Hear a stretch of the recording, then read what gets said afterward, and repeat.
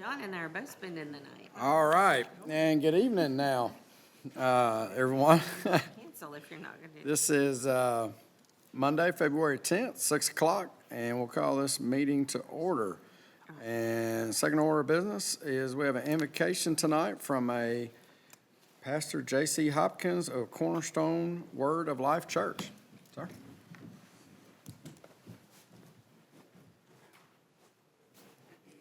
Let's pray.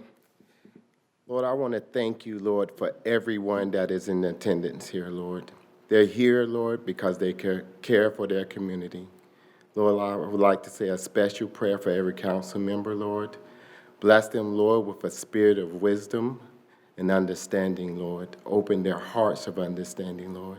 I pray, Lord, that every decision, Lord, is based on fairness, compassion, and deep respect for every individual, Lord. I pray, Lord, that we can all come to an understanding, Lord, all come to an agreement, Lord. Lord, you said in your word, Lord, it is there in unity, Lord, is where you command a blessing. So we thank you for these things. In your name, Jesus, we pray. Amen. Thank you, Pastor. Follow me. Oh, so right here. In the Pledge of Allegiance. Pledge allegiance to the flag of the United States of America and to the republic for which it stands, one nation, under God, indivisible, with liberty and justice for all. All right. And it's good to see that even in our, in our age that we remember, we got to face the flag. So good deal. We all found it. Appreciate someone moving it tonight. All right. With that, we're going to go into the roll call. Mayor Finley. Here. Councilmember Wroblewski. Here. Councilmember Spears. Here. Councilmember Powell. Councilmember Shaw. Here. Councilmember Bartlett. Here. Councilmember Denzine. Here. Council President Seifert. Here. All right, and I do want to just comment, I think Councilmember Powell is on his way, just said he would be a few minutes late, so. Okay, next up is amendments to the agenda. We don't have any amendments to the agenda, any additions or deletions, but I would like to note that we've submitted an updated resolution 2025-48R to the city clerk's office. This was an authorization to create additional classifications for the Parks and Recreation Department. And in the title and the body of the actual resolution copy, we had noted the wrong department, so we've updated that so it reflects the correct department, and it's ready to be signed if adopted tonight. And that's all. Okay, all right. Any amendments or anything up here? All right. And with that, we're going to move into approval of the minutes. First up, we have minutes from the regular meeting on January 27th. Move to approve. Second. All right, have a motion and a second. Any discussion? Can I get the vote, please? Councilmember Shaw. Aye. Councilmember Spears. Aye. Councilmember Wroblewski. Aye. Councilmember Powell. Councilmember Bartlett. Aye. Councilmember Denzine. Abstain. Council President Seifert. Aye. All right, motion passes. And now we're going to move into presentations and awards. And first up is Miss B.B. Otchen. Presentation to the City Council.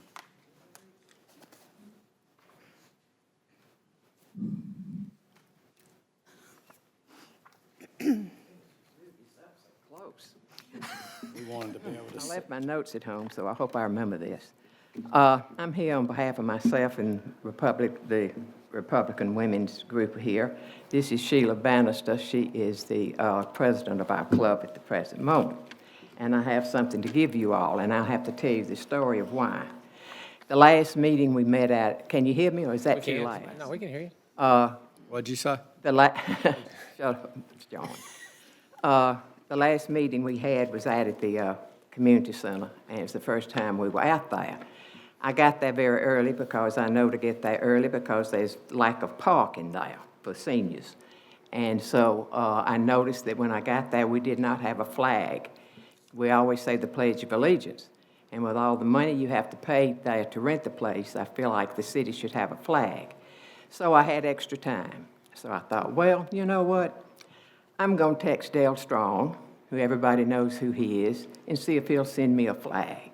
Well, before I left that meeting, he had responded and said he was going to have one, and he would bring it to me. But as we all know, they're busy as the devil up there right now, and he had it sent to me. So I have a flag to present to you. Wait a minute. Ooh, don't get ahead now. Not that. It is a 5x8 flag. Is that what this is? Do you know? That's bigger. It is huge, and it's going to need ironing because it's been on this box for ages. We have sewing out there. I feel like surely they'll have an iron in that sewing room.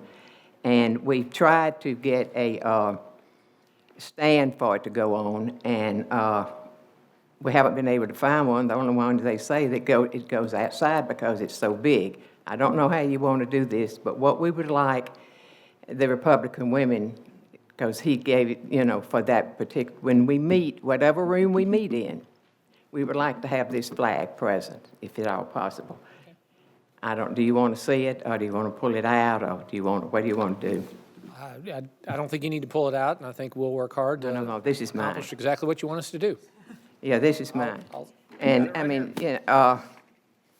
Congressman, he said, Bibi, per your request, you will find enclosed a United States flag for the seniors of the city of Madison. And then he gone on and they said something else to me, but that's mine. That's mine. So anyway, It's a flag. so I think we meet in a week. Not this week, but next week, and we'd like to have that there. And if you find a stand, I will be glad to pay for it.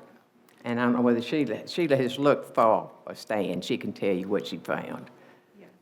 All right. We can get the stand if you just kind of tell us where you get these standard ones, because we didn't have much luck. Yeah, we'll work with Corey and Gerald, and we'll make it happen. Okay. Thanks, Bibi. Thank you. Thank you, Ms. Beebe. All right, and thank you to Congressman Dale Strong as well for the flag. Okay, with that, we're going to move into public comments. Just a reminder, we're limited to 3 minutes per speaker. As you do, please, if you'll come to the podium, just let us know your district or address for the record, and the clock will start. So, all that being said, we do have folks that signed up ahead of time, and I think first on the list I've got here is a Mr. John Burke.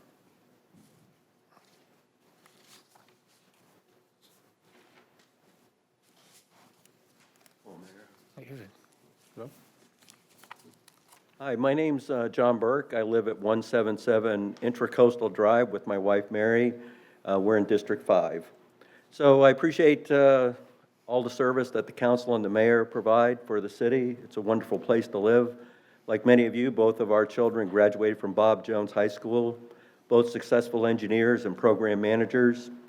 But the issue tonight for the city council, having sat in on probably a half a dozen of these council meetings, is the code enforcement, specifically for easements and drainage. So I wanted to just, if you don't mind, take a minute. Ordinance 2014-106. It's not very long and it's very clearly written. It shall be unlawful for any person to obstruct any ditch, storm drainage, pipe, or waterway within any public right-of-way, public drainage easement, or natural stream so as to impede the flow of water in such ditch, storm drainage pipe, or waterway. You know, that to me is not any more difficult to comprehend than a no parking sign. Yet, I'm just asking the city council from a sense of reasonableness, is it reasonable to expect that the ordinance would be enforced as stated? Is it reasonable that the ordinance would be responded to in a reasonable amount of time and remediated as it states? To me, that's pretty straightforward, isn't it? So all I'm really asking from the city council and the mayor this afternoon is, as you're taking care of new business, look back a little bit at the priorities and consequences and risk of what's not happening. Because, as you know, water, 1 cubic meter of water at 1 second will move a pickup truck. It's a health and safety issue. It's a property value issue. And I'm just asking you to look over your shoulder at some of the previous city council agendas and say, why isn't it important to us today? So with that, thank you very much. Thanks, sir. Is there a specific?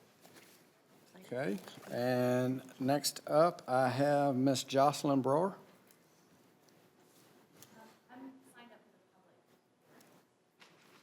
I apologize, we'll call you then. I have a Mr. Jeff Bergreen. Good evening. My name's Jeff Bergreen. I live on Bergreen Road, Madison.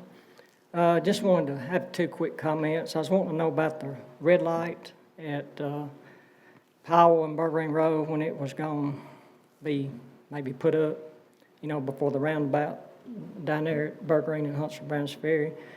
And also the roadside mowing. The current contractor, I guess, has been doing it 6 or 7 years.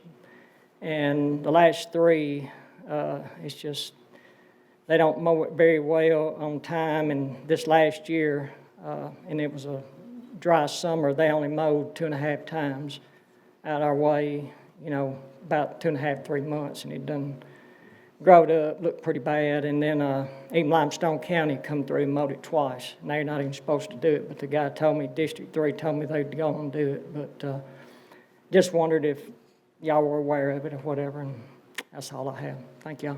Thanks, sir. Thanks, sir. All right, and last up I have is Matt Spencer.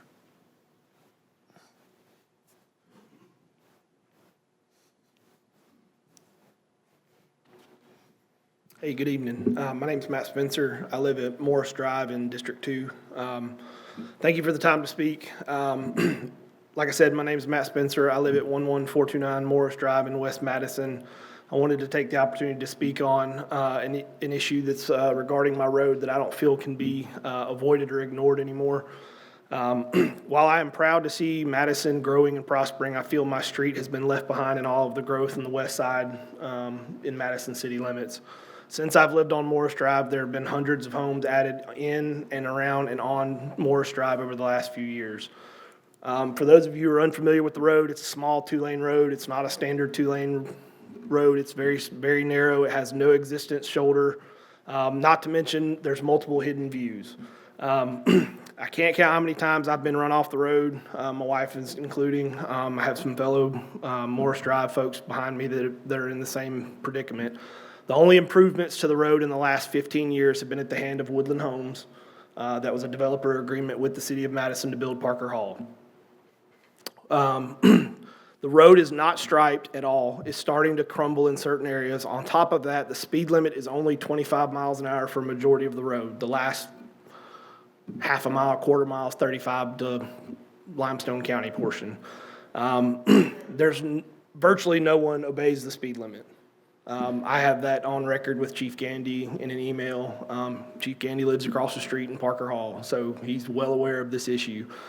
From dump trucks, landscaping trucks, general traffic, school buses, et cetera, none follow the speed limit. So now we have multiple hidden drives, no one following the speed limit on a narrow road with no shoulder. While I understand some of this road is in Limestone County, that should not stop progress in upgrading the road for the safety of the people. I have requested additional speed limit and hidden drive signs from the city, only to be told no one really reads the signs anyway, so they're not going to add any more. I also have recommendation from Chief Gandy about the state of the road, and it should have been upgraded a long time ago when I emailed about Morris becoming a potential detour for Browns Ferry Bergreen Road roundabout construction. Even though I was told by the city engineer that Bowers will be the detour, how do you expect to enforce all of the homes east of Bowers Lane to not use Morris Drive? School buses and dozens of others have been cited by Madison Police for speeding on this road, and I usually go in each week on the Madison government page and request radar policing. Someone is going to get hurt, whether walking or in a car wreck sooner or later. Something must be done.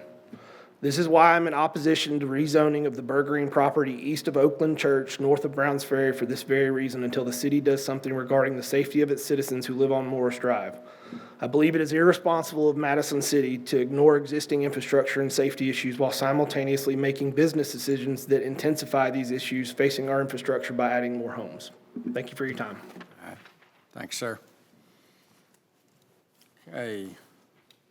Anyone else wanting to address council this evening? Ms. Beebe?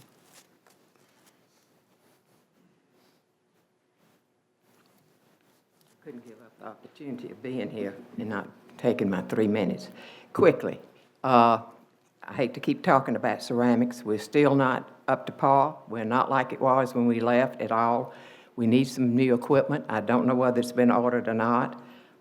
We never find out anything.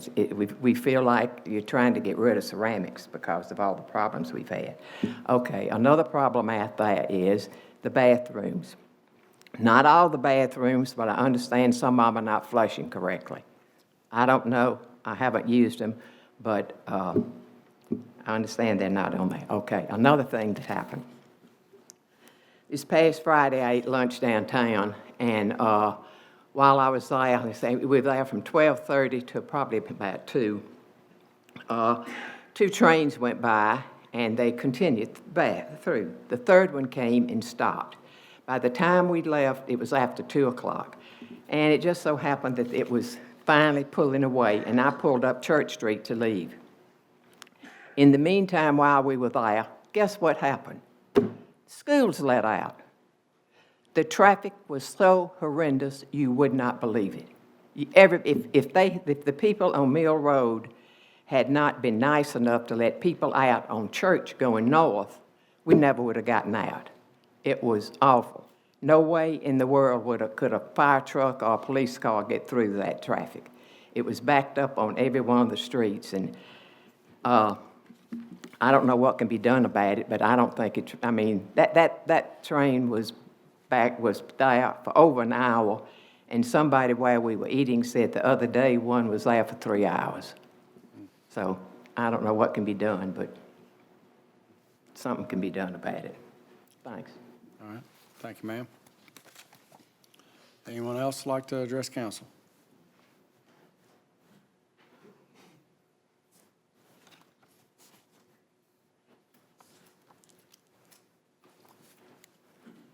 Margie Daly, Karen's District, resident 21 years. Corruption in government must end, and the new federal administration is cleaning house. Madison County received the most research and development funds, second only to D.C. Our area stands to lose Space Force because of the current exposure of corruption of the federal tax dollars in Madison County. The new administration has stated in executive order, no tax dollars to sports teams. Yet here we are giving more. We spent $250,000 on architectural plans, money to fix a supposed leak in the locker room, and then the new VIP parking, only $4 million. There's a big sign up for future VIP parking. So the citizens paid for the VIP parking. That's a misuse of funds. Your family, friends, and sponsors and donors have benefited greatly during your term. And in the case of Councilman Shaw, grabbing a last big contract for the pool maintenance at Dublin. We expanded recreation to 2 departments, now maintenance and recreation, full staff. We've never held a contract on pool maintenance. It's always been done in-house. Why don't we give the contract to someone not on the council? If the councilman has a monopoly on pools, it's a gross injustice. Plenty of small businesses starting, and he's personally gaining from city, state, and federal tax dollars. No shame in corruption by the Madison Mafia. You created a department and now must subcontract the pool maintenance to Councilman Shaw. Who are you fooling? Just making fools of taxpayers. Stop spending our tax dollars on frivolous pork spending for personal gain of elected officials. We beg you to stop spending future decades of our tax dollars You could be jeopardizing Space Force when all this corruption is uncovered. A former city administrator distributed the PPP funds through the SBA, that only elected officials, family, friends, sponsors, and donors, and most season ticket holders. It was the who's who of Madison County, or the VPs, and again, most season ticket holders. It's easily exposed.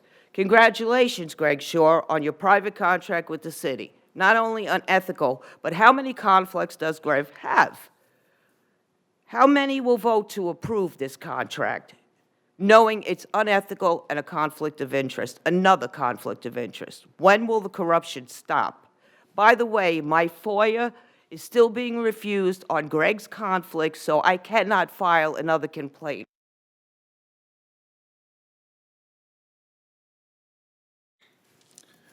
All right, anyone else wanting to address council this evening? Okay, seeing none, we will close public comments and enter into consent agenda and finance committee report. The Finance Committee has reviewed the regular and periodic bills, and we are also on the consent agenda. We have an appropriation agreement with the United Way of Madison County, the Chamber of Commerce in Huntsville, Madison County. The Municipal Court Department is seeking authorization of the disposal for certain records in accordance with the Alabama Unified Judicial Record Retention Schedule. We are authorizing the purchase of software licensing from SHI International Corporation, and that will come from the IT department budget. We're authorizing Facilities and Grounds Department to solicit bids for groundskeeping services for city facilities.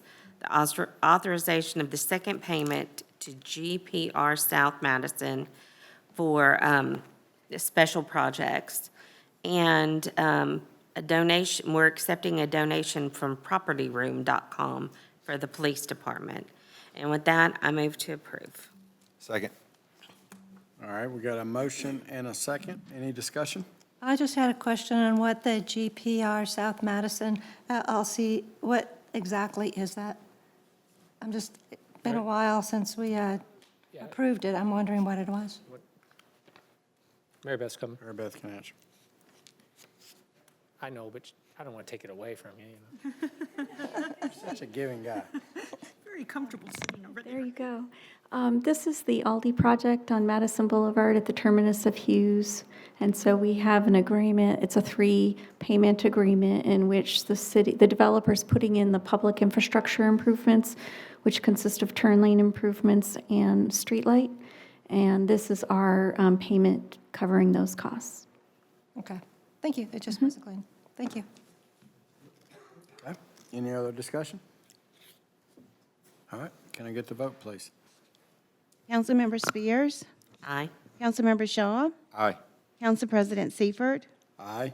Councilmember Wroblewski, Aye. Councilmember Powell, Aye. Councilmember Bartlett, Aye.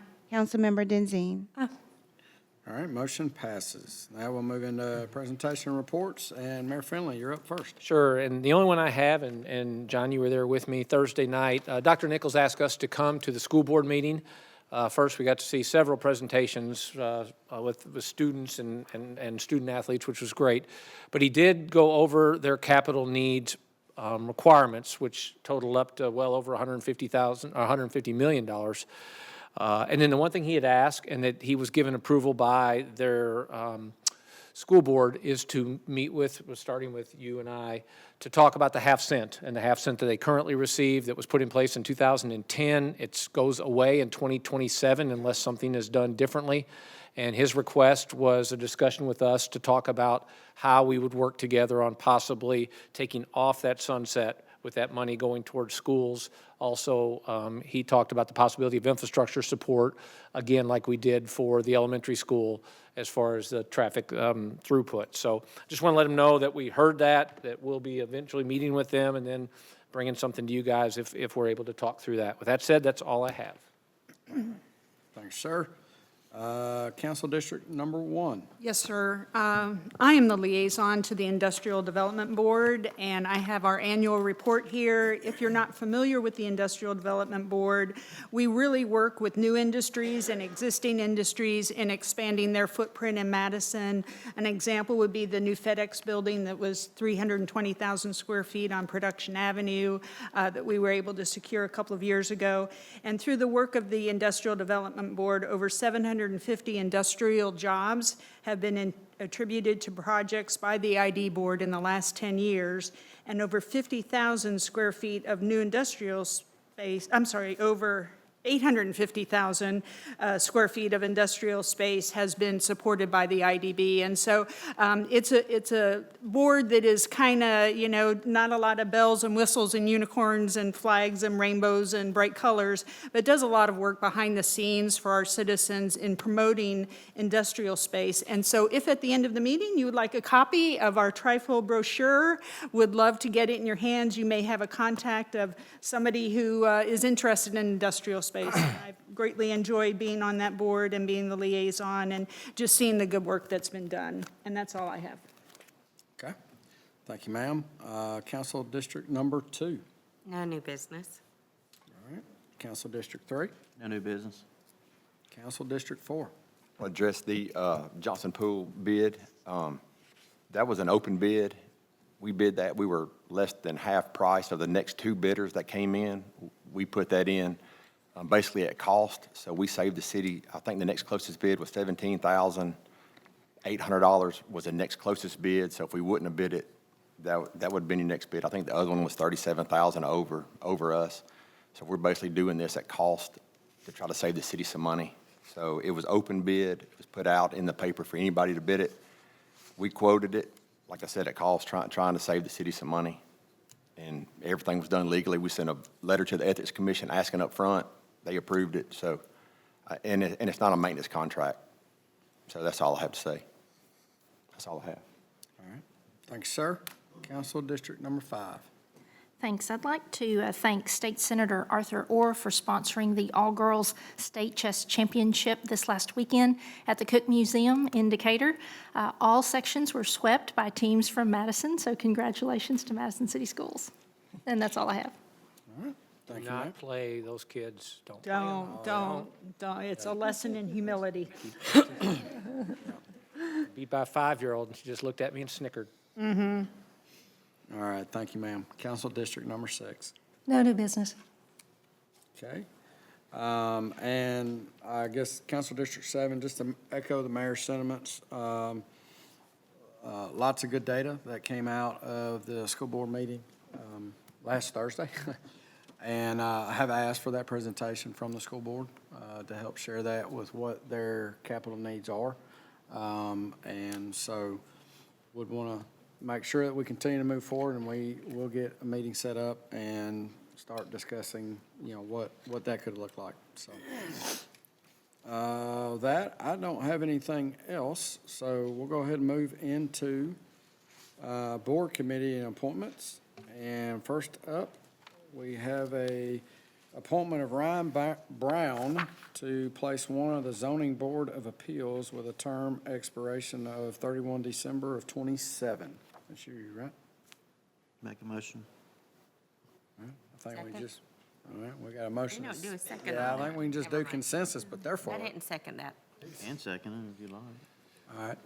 So we have a nomination for, I'm sorry? Yeah. All right. Okay, I nominate. All right, we good? Any other nominations? No? All right, we will appoint Mr. Brown as noted, based on consensus. And I think up second is appointment of Ms. Erica Despain to the Land Trust North Alabama with a term expiration of 31 December 26. Are there any other nominations? No? All right. Y'all looking at me strange. Did I do that right? Mm-hmm. Yep. All right. You're good. Well, you're good, I'm good. All right, we'll call her nominated and signed up, so be a consensus. All right, thanks. Now we're going to move into public hearings. And I'll just note as we get into these, once staff has done their report, we'll open it for public comments, 5 minutes apiece, and we'll go from there. Good evening. Good evening. The Revenue Department has 2 items for public hearing this evening. The first one, we have resolution number 2025-053-R. This is a request for a restaurant retail liquor license from LCTM Inc., doing business as Lola's Cocina, for their location at 114 Moonshot Drive. The reason that this restaurant is applying at this time is because it is a new business opening in the city of Madison, and everything is in order for this item to be considered. Move to approve. It's a public hearing. Sorry. All right. Well, I'll open the public hearing. Is there anyone in the public wishing to address this evening? Okay. If you don't mind, you get 5 minutes. If you would, please. Margie Daly, Karen's District, 21-year resident. I only have a quick question. right. The photo looked like it was an old gas station. Is that what this was? Because you cannot put food where gasoline tanks were. It's a new Thank you. building. Thank you, that's all. Yep. Okay. Anyone else wanting to address council? All right, seeing none, we will close the public hearing. Now we'll entertain a motion. Move to approve. Second. We got a motion and a second. Is there any discussion? It is a brand-new facility, just to make It sure is this, yep. located in town Madison. Yep. All right. Okay, got a motion and a second, and good. Let's have the vote, please. Councilmember Powell, Aye. Councilmember Shaw, Aye. Council President Seifert, Aye.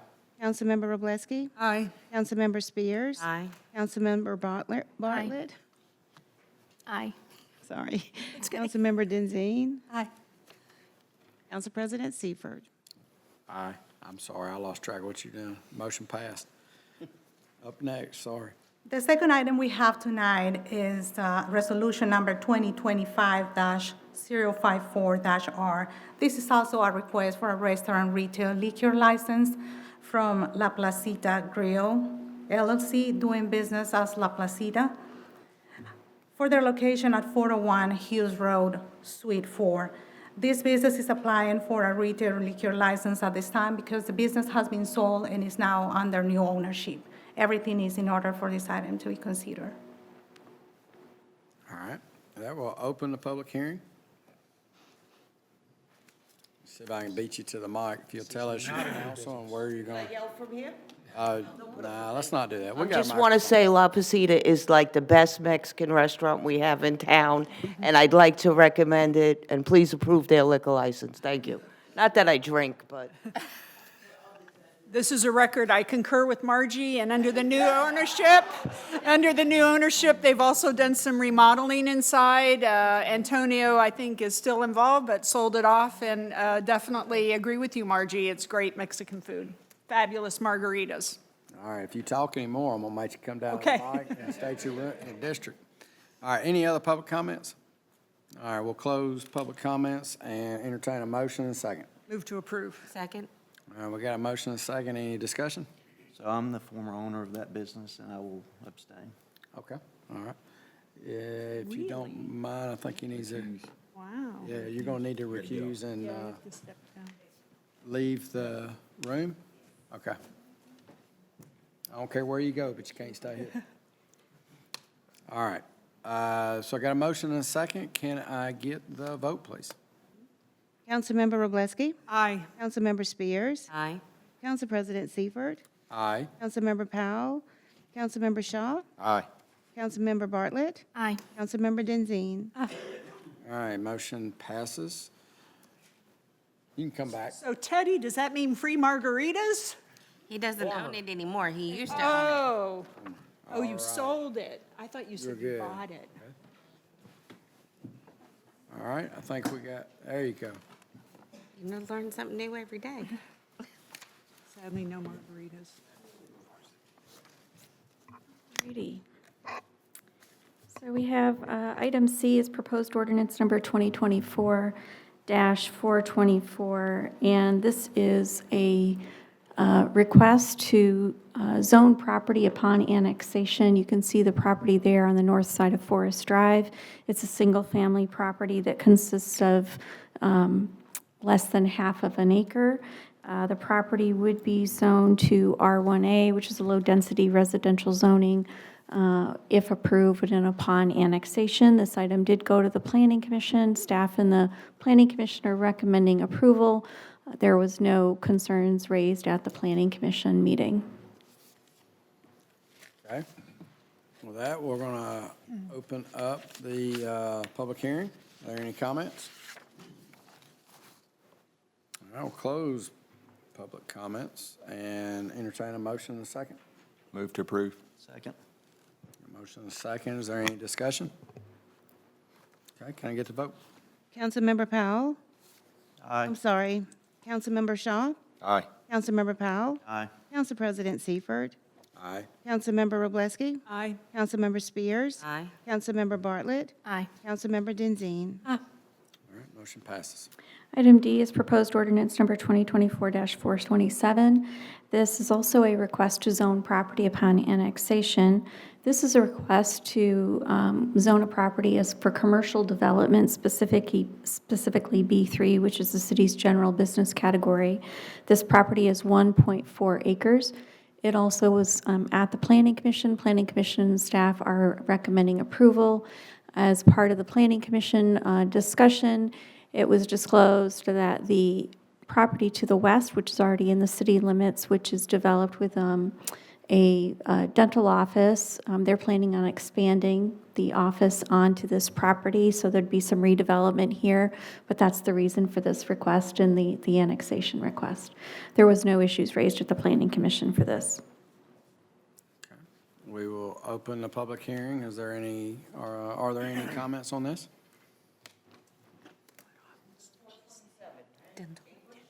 This is 424. Margie Daly, Karen's District, resident 21 years. 0224-427. English RE LLC is the developer. I looked into them like I usually do. They're very new. They only incorporated in 2020. They're basically out of Texas and New York. If this is, we're going to approve something for a developer to B3, which is, I lost my page. Give me a second here. New iPad. Come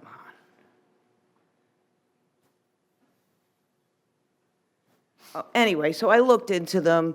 They're out of Texas and New York. My question is, B3 is a very general thing. This is more than an acre. They could put, any general business, which could be another car wash, another storage facility, which is mostly what we get in Madison.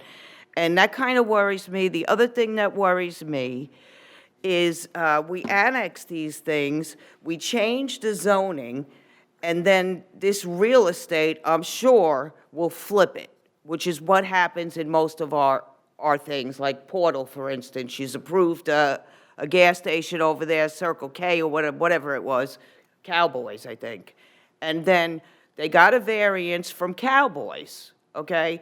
Now, you see a sign for sale. It never got to Cowboys, but they get the variance, even though Cowboys is not coming, and the variance was given to Cowboys only, not a developer to sell the property, so the assessment goes up when you do improvements to the road, like a light. So I don't want to see this happen again. I mean, if a person wants to develop and get a zoning change, fine. But if somebody that's just going to come in here from out of town, only a few years in business, turn around, get this variance and annexations and zoning and whatever else you're going to give away before it's even in the rightful hands of the owner, or we'd like to, if the developer is here, could we please know who the owner is of this property and that they are going to be the ones that are going to develop it to the B3 status, but I don't see B3. It's just too wide a variety. You're not telling us what it's going to be. If that's going to be like, a multi-level storage facility or a car wash, we really don't need it in Madison. But if we can't even know the owner, we can only hear this name that was only just created. I think we need to look into more of what we're doing in Madison and kind of have a higher standard, because you guys are giving our stuff away. You gave away Hughes Road over there to this gas station. Now it's not coming. We should take the road back. It belongs to us, the people, not you guys. Not that developer that didn't show up after you gave him the variance and you gave away our land. So, as far as this goes, I think that we, the people, deserve to know who this developer is and what the plan is for the property. She said they're going to add dental space. I don't know. 1-point-something acres is a big thing to zone B3. Thank you. Okay, that's 4 minutes, and I'll get back. Any other public comments? I'm exhausted. All right, we'll close the public hearing and entertain a motion and a second. Move to approve. Second. I have a motion and a second. Mary Beth, I've got a question. To my understanding, the owner of that practice is a Dr. Patrick English, who I think is synonymous with English RE LLC, who not only practices there, but at multiple locations throughout, not only Madison, but Limestone County. I'm assuming he is the developer that is looking to maximize on his business and what investment he's made to date and the return. I'm just conjecture there, but I'm assuming that's what he's looking to do by this request.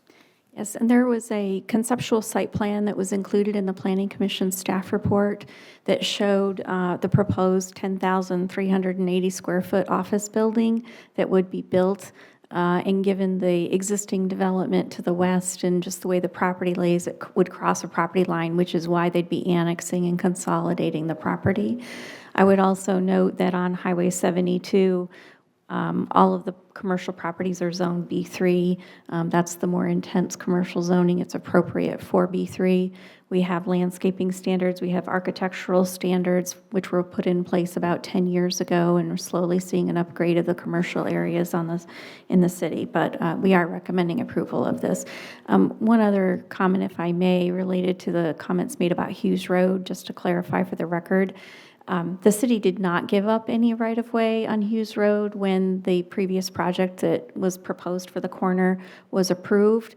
What the city did agree to was to allow some of our right-of-way to be used for their landscaping area, but it would have remained the city's. It was just an easement that was granted.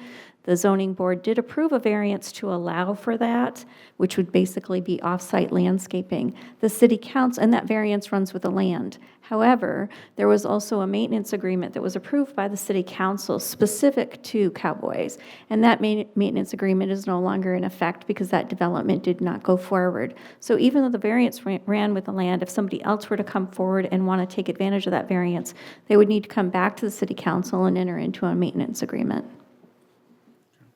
Thank you. For that clarification. Any other questions or comments? No? All right, can I get the vote, please? Councilmember Spears, Aye. Councilmember Shaw, Aye. Council President Seifert, Aye. Councilmember Wroblewski, Aye. Councilmember Powell, Aye. Councilmember Bartlett, Aye. Councilmember Denzine. All right, motion passes. Thank you. Item E is proposed ordinance number 2024-429. This is to rezone property already in the city limits that is approximately 37.72 acres. The request is to zone this property from agriculture to cluster zoning. The property is located on the north side of Huntsville-Browns Ferry. The area in question is outlined in yellow. To the west is the existing Bellawood subdivision, which has had a couple of different approvals through the city council that we'll talk about a little bit later. But it is a single-family subdivision, and you can see it's just west of the Morris Drive intersection with Huntsville-Browns Ferry. You can see that Bellawoods is already zoned cluster zoning. The property in question, as I mentioned, is zoned ag, and they were requesting the same zoning as Bellawoods because this would be an extension of the Bellawoods subdivision. Cluster zoning requires submittal of a development plan, and this is really our only zoning category besides T&D that requires submittal of a plan when somebody's requesting zoning, which gives us a good opportunity to look at how it could comply with the zoning ordinance. So you can see on the left the existing Bellawoods subdivision, which is single-family homes intermixed with open space due to the streams and wetlands that are in the area. The property in question is on the right-hand side. It consists of a continuation of the Bellawoods project. There are 2 open space areas that are designed around existing tree canopy, one there on the north, which is kind of a square, and then the other one, which is a rather odd-shaped piece of property. One of the important features of this proposed request is the potential dedication for right-of-way for the extension of Henderson Lane. The city has on its transportation plan a goal to see Henderson Lane connected. It currently is at Highway 72, and our master plans call for Henderson Lane to be extended from Highway 72 down to Morris Drive. This is an important connection for emergency response, for fire, police. It's also a good road to add to our network to help distribute traffic so not everybody's using, Holiday or Burgreen, what have you. So as part of this project, the developer is committing to dedicating basically half of the roadway up to 30 feet from this site. Typically, when we're dealing with an opportunity to get right away, we would look for each property, one on either side, to dedicate their half. Sometimes it doesn't work out to be exactly half, just depends upon where the property lines are and how the road alignment is, but for right now, we're looking at up to 30 feet. Later in your agenda, we have a development agreement related to this, and there's some provisions in that development agreement that give some options to that 30 feet, which I can discuss now, but plan to discuss it later. Within this proposed area, there's 71 residential units. It would bring the total Bellawoods up to 296 units overall, which is 1.9 acres, which is well below our R1A or our low-density zoning. Bellawoods originally was approved for more units that are in the existing development. And so when we do the math and look at the number of units that have come out of Bellawoods due to grading and site constraints and so forth, even though they're proposing 71 units in this area, the net increase for the overall project is only 48 units. So again, their total would be 296, but a net increase of 48. And that concludes this, other than I will say the Planning Commission did consider this project. They voted to support this project unanimously. There were no concerns raised at the Planning Commission for this item, and staff is also recommending approval. Thank you. All right, thank you, ma'am. We'll open a public hearing. Is there anyone wanting to address council on this evening?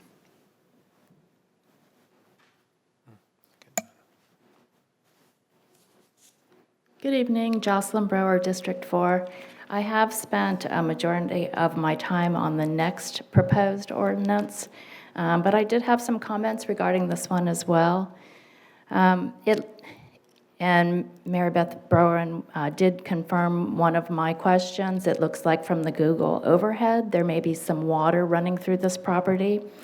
There are trees as well. What percentage of the older growth trees will be kept? With all the notations in the new master plan about the high water table here in Madison and possibility of extreme weather in the future, has this been looked at in relation to suggestions with the Madison on Track 2025 plan?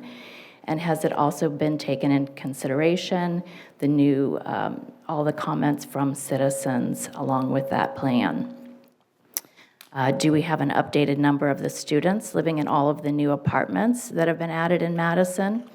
Is there a running tally which includes the anticipated number on this property? I realize the school system is separate, but what happens here at the city with growth affects our schools and our children's quality of life. Our property values and tax income go up each year, and the desirability of our city can just as easily go down. Would the front of this property be better off as a business zone, similar to what is indicated as B2 on the map next to the adjacent property? I know the new master plan recommends updating our zoning, and I agree with that. This subdivision is next to a church, which is good. Our subdivision, built in 2002, backs up to a church, and they are definitely good neighbors. This part of the plan looks like good planning and zoning, as well, as long as these schools and other issues have been thoughtfully addressed. And I do understand the gentleman's concerns earlier about infrastructure. I am an advocate of putting in infrastructure first. Burr Green will be used if anyone is going to the schools at James Clemens and at the new elementary school. That road is already very crowded. And I also, something that resonated with me, when Burr Green is backed up, if there were an emergency vehicle trying to get through, it would be very hard to do that as well. Thank you. Thank you, ma'am. Anyone else?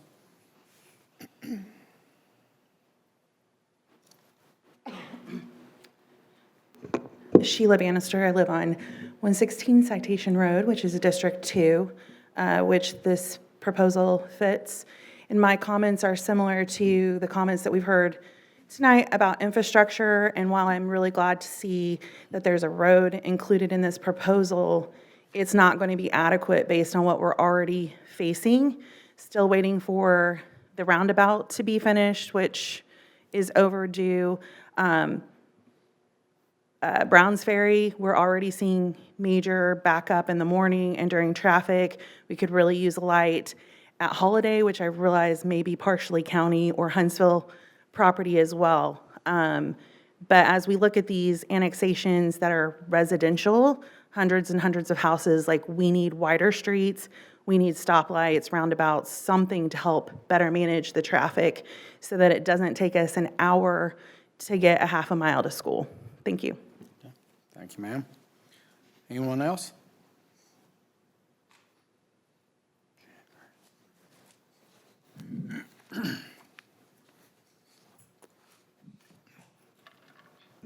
Margie Daly, Karen's district. Okay, and I didn't know that was the dentist. Had I known that was the dentist, I would have never even asked. But that should have been included in the packet, or at least the area or what was proposed, which it wasn't. Okay, so this is the estate of Burr Green again, 37.5 acres. There's no roads. Henderson is a dream. It's not real. Half was given to the developer, from the developer possibly. The other half is on a plan for 2025. There is no other half. So there will be no roads. So it's Browns Ferry, Huntsville, that side of county line, west of county line. There is a motor vehicle accident nearly every single day. I read it on Algo. Pops up right there, County Line Road, MVA. We've had one fatal walker on Browns Ferry Road. It is not, we have to be proactive, not reactive. Oh, well, the developer will put in half a road, and our master plan for 2035 says we'll get the other half then. It's ridiculous. Anything that's put on Browns Ferry Road needs to be rejected or put on hold. Our roads are safe, improved. We have street lighting. We have good traffic lights. Nobody's getting in motor vehicle accidents. You cannot see at night over there because of those horrible lights you put in, okay? And we need new roads going. These people, the schools, the Board of Ed was abolished today or over the weekend. So now the president has abolished the Board of Ed, by the way. the Federal Board of Ed. Ma- So what Let are, me just pause you real quick. wait, I'm not talking about federal. Let me finish my sentence before you pause me. Our schools are going to be in trouble because the Federal Board of Ed gives us money. We don't need to be putting another 1,000 families in here tonight before we know what's happening with the Board of Education. You mean the Department of Education? Department of Education. We still have our I'm Board of sorry. Education and our State Board of Education, which run schools for the state of Alabama. Okay. You can have 5 seconds. Yeah. Well, yeah, but Alabama is a welfare state. Every fund we get here is federal, whether it trickles down, except for our city taxes, which have all been spent on baseball. But Okay. needless to say, Address the topic. needless to say, this is an estate. We should wait till the estate is settled. Besides that, the farmland that's next to it does crop dusting. We should have a soil study on this, a traffic study on this, environmental study before anything is passed. This is ridiculous that you want to put, this is going to flood the other land out, and we all know that because we have experienced the flooding all over the city when you guys put developments on this soil, the clay soil, that things sink. We had a bulldozer go down over there on Reserve, but needless to say, we have to be proactive, not reactive. It's ridiculous until the traffic issues are fixed. This is nuts. We should wait until the estate is settled. Taxes are exempt on estates. So we're not going to gain anything. The city is not going to gain anything from an estate. So we should wait. We should start thinking about we the people and stop thinking about your elites, your VIP parking lot, and your stadium. Thank you. Thank you, ma'am. Anyone else wanting to address council tonight?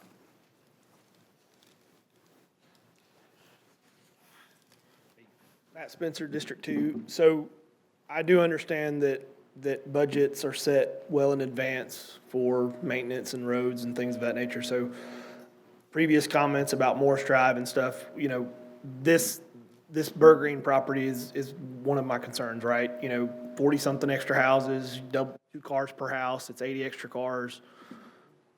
They're not going to always use Burgreen, and, they're going to bypass Burgreen and the traffic, and they'll come down to go to the school and things of that nature. So this is why I wanted to come tonight to address this, because, again, I understand everybody's got to make money and make a living, but, it shouldn't come at the cost of safety or negligence from, the road is crumbling in front of my brother's house, and I have the nicer part that was widened, but I would ask that the city maybe look to do maybe a rotation of patrols, things of that nature, because I know we can't just snap our fingers and widen the road. I understand that's realistic, but maybe we can just rotate because it's going to get worse. When that roundabout happens, I understand that the city engineer said that Bowers is the de facto detour. There's hundreds of people that are going to use Morris, if not thousands of people daily will use that road as a bypass. So all I'm asking is moving forward, I understand if this gets approved, that's fine, but please work with us with the police department. Chief Gandy sees it every day. I know he does. He was out there radaring Friday, and I applaud that. That's progress. I'm thankful for that. But just don't forget about us over here, please. Thank you. Thanks, sir. Anyone else? Oh, I reckon, Donnie.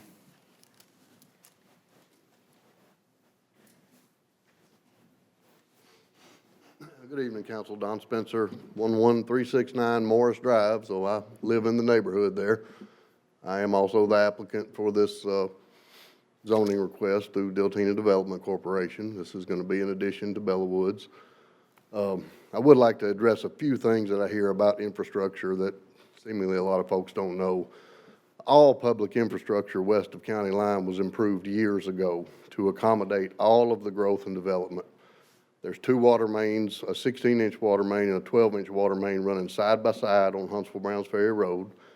Athens Utilities was light years ahead of Huntsville Utilities on the east side of County Line Road in improving all the 3-phase electrical system around there for future growth. Madison Utilities has improved western outfalls, and there's adequate sewer capacity to accommodate growth of every square inch of the property left in Madison city limits out there. So we have addressed infrastructure years ago. I agree with my brother about Morris Drive. It's narrow, and absolutely applaud the Madison Police Department for their efforts in slowing traffic down. All the way back in 2015, a traffic study on that road showed that 85% of the cars were going in excess of 55 miles an hour on a road that's barely 20 feet wide. So, yeah, Morris Drive does need some infrastructure improvement. We did improve a short portion of Morris Drive when we built Parker Hall subdivision, and I would like to see some focus on that and maybe improving that, but the city has done a great job of slowing traffic down and making it a safer road to travel. In your development agreement regarding the zoning and the future, the amendment to the original development agreement of Bellwood, you'll see that we did put language in there giving an option to acquire the right-of-way for the Morris Drive extension all the way through on the adjacent property. Morris Drive has been, and the extension of Henderson to Morris has been on the capital plan for how many years now, Mary Beth? Yeah, that was, I mean, I remember that being done when Orion Planning did the first West Side Master Plan 10 years ago. So it is a capital improvement plan. It is on the radar to improve that corridor. Huntsville-Browns Ferry has adequate right-of-way to be widened once funds come available. We're putting in a roundabout at Burgreen and Browns Ferry. We know that that's going to greatly improve the traffic situation in that particular area. Not going to see backups of a half a mile anymore at that intersection. Going to improve the safety. Historically, we've seen what the other roundabouts have done. So I just want the public to know that there are already light years ahead as far as public infrastructure. As far as the schools go, we've been down this road. We beat that horse to death back in 2020 and late 2019 and 2020. You know, city and school boards both spent a huge amount of time studying the impact of the school system. We passed a tax increase to fund the school system. Our school system has grown with us ever since day one, 1998? We haven't grown it to death yet and don't expect that to happen anytime soon. I think our school system is adequately funded to carry us until we do build our city out. So if y'all have any questions about the development agreement, I'll be glad to address them right now. If not, I appreciate your consideration. Thanks, sir. Any other public comments? Seeing none, we'll close the public comments portion of this and entertain a motion and a second. Move to approve. Second. All right, we got a motion and a second. I think the only question that hasn't been addressed was the percent, huh? What? What'd I do? No, they're putting the presentation up. Oh, Excuse me, okay. they just, All right. yes, thank you. The only comment I think that hadn't been addressed was percent of older growth trees that Yeah. will be left. I think everything else has been addressed. Yeah. That's why I wanted the presentation back up. Oh. So you can see in this picture, and I'll do it again, but right here, there's mature trees, and then there's some mature trees here. So for the audience, mature trees in here, and then some here. And there is streams effectively that crosses from existing Bellwoods into this property. And so the developer and their engineering team has taken that into consideration as they came up with this concept plan to, basically preserve as much of those existing trees as they can, because that's what the West Side Master Plan recommends, and that's what we work towards. And the existing development agreement for this property requires that they preserve as many of the trees as possible, and if trees have to be removed for grading, that they have to mitigate that removal on a 2-to-1 basis. And so the existing project has done that, where they've had to take trees out, and the Planning Commission has agreed to that removal. They've had to replace those on a 2-to-1 basis within their project. In the Planning Commission staff report, this rezoning was analyzed, which went to the Planning Commission in December. We had exhibits, and we kind of looked at the net increase or decrease, as it were, in what we call the P&A, the Parks and Natural Area. And there is a net decrease of about 2 acres of P&A overall. And on balance, we thought that that was acceptable. And I will show you that part of that, the loss of the P&A is, whoops, excuse me, is right kind of down in this area. And there's a little bit. And so there were some areas where we gained, some areas where we lost. When the P&A was developed by the consultants, they did that based on aerials, and so we found that some of the P&A amoebas in the West Side Master Plan are not exactly accurate. So you're losing P&A, but you're not necessarily losing trees. The other thing we would say is that there has been an expansion of some of the open space in the existing projects. So on balance, we thought that worked, and we think that getting right away for Henderson was very critical. And so we were supporting the project, as was Planning Commission. Yeah, I also wanted to answer Ms. Brower's comment on apartments. We do have some data on that. I can go through Ballpark Apartments, the Avenue, the Dempsey, Lavarno, Ovation, Palmer House, and the Roberts, a total of 1,848 units. At current, as of January 25th, there were 147 students from those 1,848 units, which is a students per unit average of 0.08. And a typical single-family house is 0.5, so it's You told me 0.55. 0.55. All right. So just to make sure, I mean, it's data that they're asking for, and again, at a 0.08 level, so. The other comment, if I may, one of the other comments that Ms. Brewer had was about there should be commercial zoning along Huntsville-Browns Ferry, and she was mentioning that existing B2 that's right there, which was something that was done when Bella Woods was rezoned. Staff wouldn't recommend additional commercial right in this particular area because we think that the commercial that's proposed and sort of in the fledgling state at the village at Oakland Springs is a much more critical mass. It's a more effective use of space for the commercial development. If we have another little 1 or 2 acre lot that creates more traffic actually in and out of a commercial parcel, you can't really get very meaningful commercial, on that frontage. So we would, while we definitely look for opportunities for commercial development, we don't think that that particular location with the amount of frontage there makes really good land use sense. Mary Beth, is there a current road right there that runs along? Yeah, so there is no current road? There is not. Okay. So the existing, actually, I'll go back. That would extend Morris? I'm not super familiar with that. Okay, I was gonna see if I have, probably this one's the best one. So Henderson doesn't exist right here either. There's no road here. Okay. So, but Morris comes in at Huntsville-Browns Ferry, and so the plan would ultimately be to extend what we call Henderson, but effectively an extension of Morris up. With this development, if everything was approved, we'd get part of that right-of-way. The city would still need to acquire a little bit of right-of-way here to tie into the existing Henderson. But as one of the commenters was talking about Morris Drive, the actual improved area for Morris and for what's existing in Henderson in the county is pretty small. It doesn't meet our standard. And so there'd have to be some improvement done ultimately when, that became a CIP project. So the developer won't be putting a road there? The developer wouldn't be putting the road in, we'd be getting the right-of-way because we don't Okay. have the full right-of-way. I see.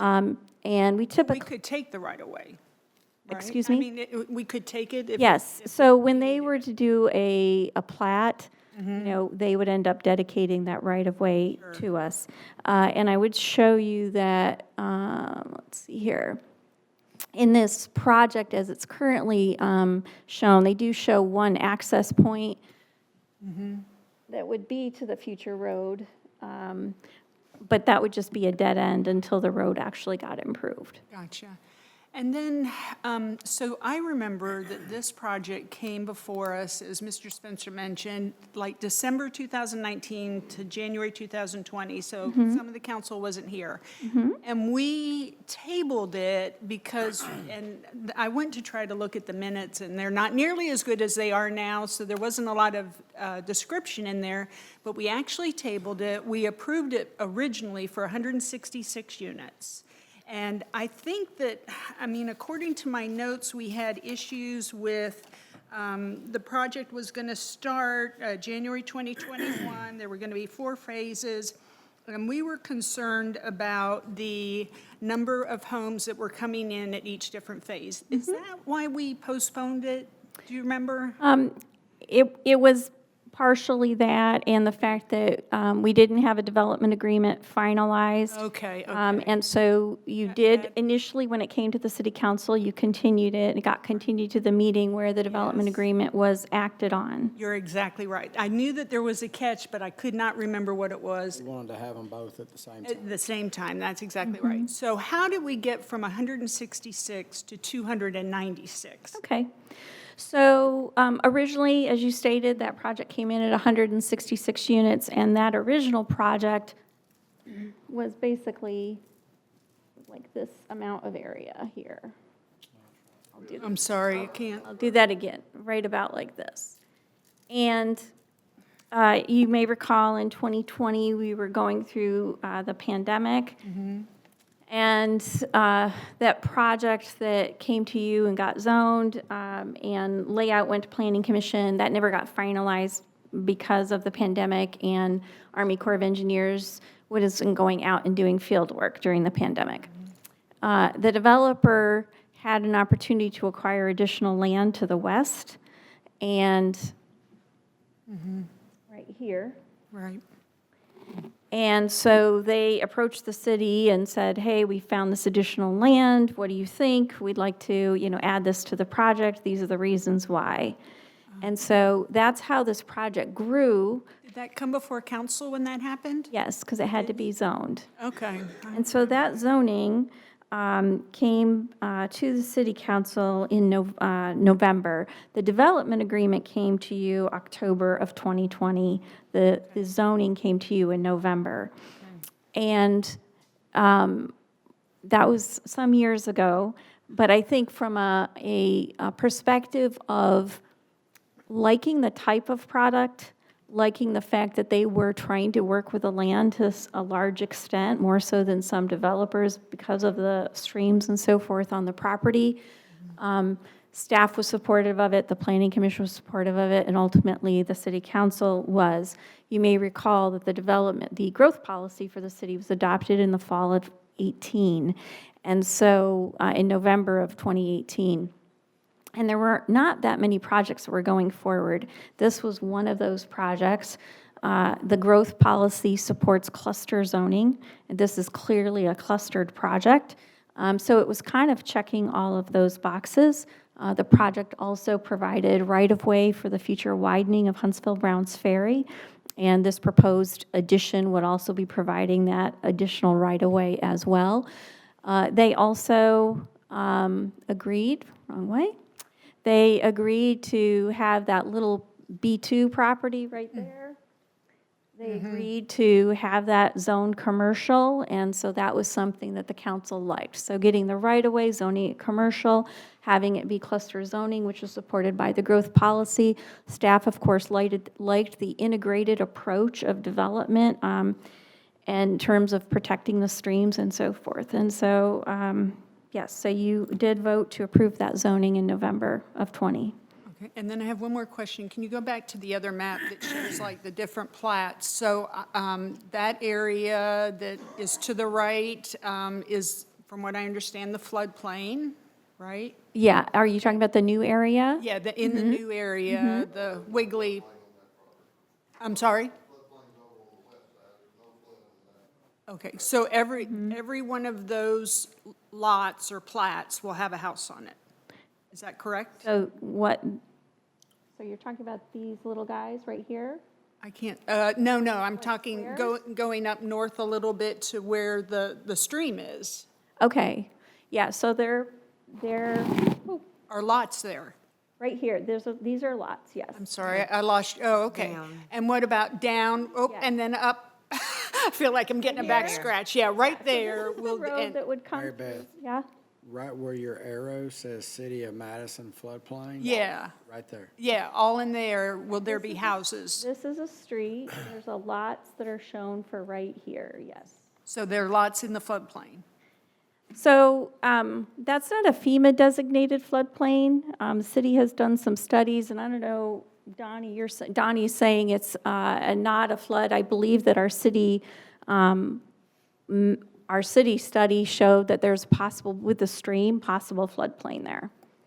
Okay. And 200, it'll be a total of 296 units, which would make Correct. it one of the largest subdivisions probably in Madison, right? That, I don't know, I'd have to check on that. Have anything that big?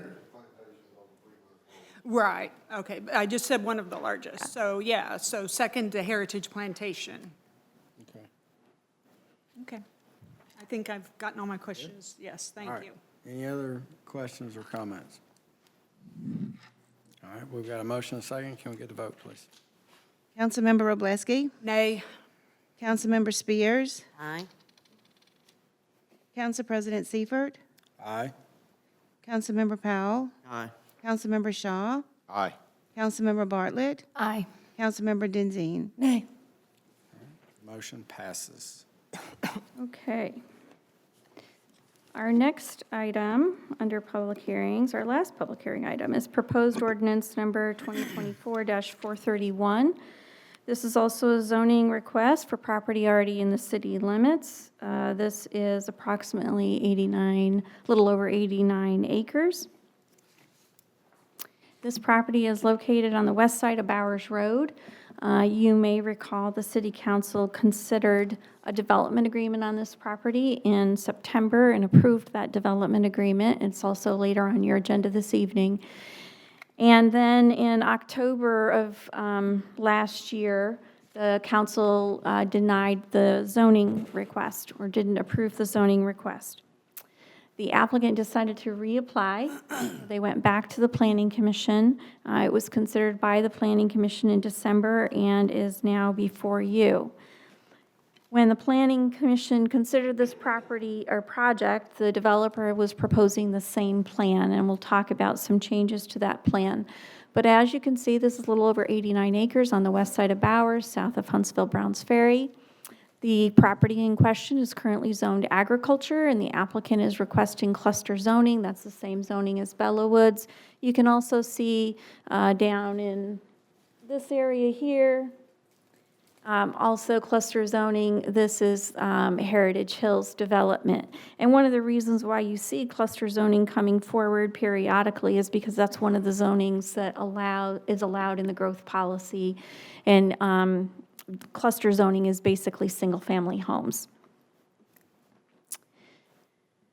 So as I mentioned, when you considered this before, when the Planning Commission just recently discussed this in December, the plan that's shown on the left was the development plan that was presented. Again, cluster zoning requires submittal of a development plan or concept plan.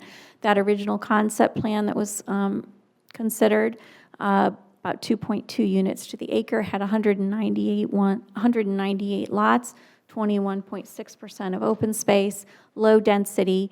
But again, the council didn't approve the zoning. Between when it went to the Planning Commission this past December and this evening, the developer has reworked their plan in response to comments and also just spending some more time refining engineering. And so on the right-hand side, you can see the concept plan that is proposed as part of the zoning request and part of the development agreement. They have worked to improve the clustering. They've reduced the unit count by 8, so it's proposed at 190 units instead of 198. They've increased their open space by 46%. So the open space has gone from 21.6% to 31.6%. You can see that that open space is picked up by significantly improving the size of the stormwater detention area. Constants between the two plans, in other words, things that didn't change, The zoning ordinance requires a 50-foot buffer when you have a residential cluster development adjacent to agricultural fields. I will note that this is not a requirement of any of our other residential zoning districts, just our cluster zoning. So right here, there we go. Right here, you can see this is indicating the 50-foot buffer, 50-foot buffer, and this effective 50-foot buffer, and then, of course, this is obviously more than 50 feet. So again, 50-foot buffer here, 50-foot buffer here, 50-foot buffer here. What the zoning ordinance states for that 50-foot buffer, let me find the language, is that the Planning Commission says the buffer zone has to be at least 50 feet in width between residential and agricultural uses, and at the discretion of the Planning Commission, this would be if the project were rezoned and they were going through a plat stage, and at the discretion of the Planning Commission, be thickly planted with fast-growing native shrubs and trees. It gives several species options to create an effective barrier separating yards from fields and pastures. So when the city adopted this zoning ordinance, it was anticipating this proximity. So that 50-foot buffer is the same. They're also providing another similarity is that in the western side of this property, you may recall, we talked about the possibility of a future road. And so half of that road would be from the city of Huntsville. You can see right here, a portion of it anyway. This is the city of Huntsville, this pink area. And so the master plan kind of called for a road possibility to come up here. So part of that would be contingent upon Huntsville agreeing. So if that ever were to pass, what we've discussed with the developer and what was noted on their plans was that 50-foot buffer on the west. If a road went in, then they wouldn't need the 50-foot buffer. So half of that buffer could become their half of the road dedication and still leave, separation between the road and the back of these lots. So that remains the same. The other thing that would remain the same is there's 3 phases, and then again, that's in the development agreement under on a later item this evening, but there would be 3 phases in the project, so that remains the same. And just the density is essentially similar. It goes from 2.2 units per acre down to 2.1 units per acre, again, less than our R1A density. In terms of our master plans that, affected staff's consideration of this site, the image on the top of that page is from our West Side Master Plan, which was adopted in 2016. And all of the blue color represents community facilities because at that time, the school district thought it might locate schools in this area. That's no longer going to happen. But the community facilities designation allows for single-family homes as an acceptable land use. And so the proposal to put single-family homes in this area is consistent with the West Side Master Plan. The image below is from our draft comprehensive plan, which is going through the review. And you can see that the place types that are recommended where there used to be the blue consist of mixed residential, which is that brown mixed residential, allows for single family, it allows for townhomes, it allows for mixed types of residential uses. That bright yellow color is our mixed residential conservation, which also allows for single family. You see a lot of that bright yellow there. Bellow Woods that we were just talking about earlier is also bright yellow. The concept behind the conservation designations, you may have existing trees or wetlands or streams that you want to preserve. The pale green adjacent to this subject property is designated for rural and transitional areas, which typically could be agricultural fields, but it may also have homes, homesteads on it. The conservation area for this is for this property, sort of a transition between the mixed residential and the rural and transitional areas. So when this went back to the Planning Commission, again, after the council's not supporting the zoning request, The Planning Commission ended up not making a recommendation for approval. That was a 7-2 vote by the Planning Commission. And again, I'll note the Planning Commission did not have this new plan. They had the previous plan, the original plan, if you will. We did not think it was necessary to bring this revised plan back to the Planning Commission because it was fewer units and more open space. Had the developer gone the other way and proposed a more intense plan, we would have had it come back to Planning Commission before it came forward to you all. Happy to answer any questions. Okay. That we will open it up for, we'll open up the public hearing. Is anyone here wanting to address that? Yes, sir.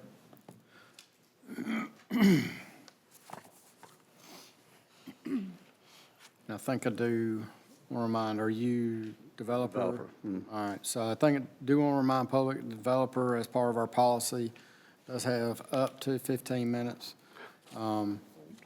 Thank you, I appreciate that. So, floor is yours, sir. Mark Anderson, 2410 L&N Drive. So, thank you, Council President Seifert and council members. I appreciate you listening to our request again. So, I've been in the business 42 years. We've developed over 3,000 single-family lots. I just wanted to mention a couple of things that Mary Beth mentioned, and we have changed our plan. We have listened. We're friendly developers. We do listen to comments. So we changed our plan, made some changes. We've increased the set-aside from 20% to 31%, and we've decreased the total lot count from 198 down to 190. The property that adjoins us on the south that was discussed, it has an elevation that is currently higher than our property. So that property to the south currently drains onto us, but our updated design, we have significantly increased the size of our detention pond, and our civil engineer will talk about that in a minute, to not only meet the requirement of capturing our stormwater, but we're also capturing some of the stormwater from the property to the south, from the south. And then Mary Beth also mentioned the density has decreased, and also our lots, we're not trying to maximize the density. The majority of our lots are 80-foot lots, so they're large home sites for larger homes. We also spent several $1,000s on a traffic study. I provided copies back in December if you have any questions about that, but Andy Summers, based on his report, they installed a traffic counting device, so we had factual and accurate data that's in that report. The summary of his report found that no right-of-way improvements or turn lane improvements were necessary on Bowowers Rd and would not have any negative impact on Bowowers Road, the traffic. I also furnished you a copy of the will-serve letter from Madison Utilities with respect to the sanitary sewer, and that the off-site connection would not be any cost to the city of Madison. So I'll let our civil engineer speak now and can answer any questions that you might have with respect to the future construction of the project. And thank you again. Thank you, sir.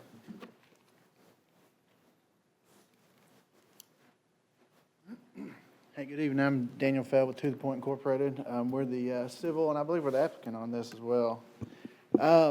I just wanted to come up here and talk a little bit about the drainage. I know that's a concern. The way this property drains is on the west side of it, it does drain to a depression in the middle, which is the large blue circle in there. And then it drains back once it fills up over to the southeast, which is the southeast blue shape there. So this is the preliminary design right here with the 100-year event shown. And what I wanted to show was when we get our, I guess this will cycle it forward. When we have our design, we spent a lot of time going through the drainage on this to make sure that we were safe in our design so that we don't disturb anything going on in the southern portion of this. And so our analysis showed that, how do I cycle the next one? On the side. On the side, there's a power button. Okay. What's on?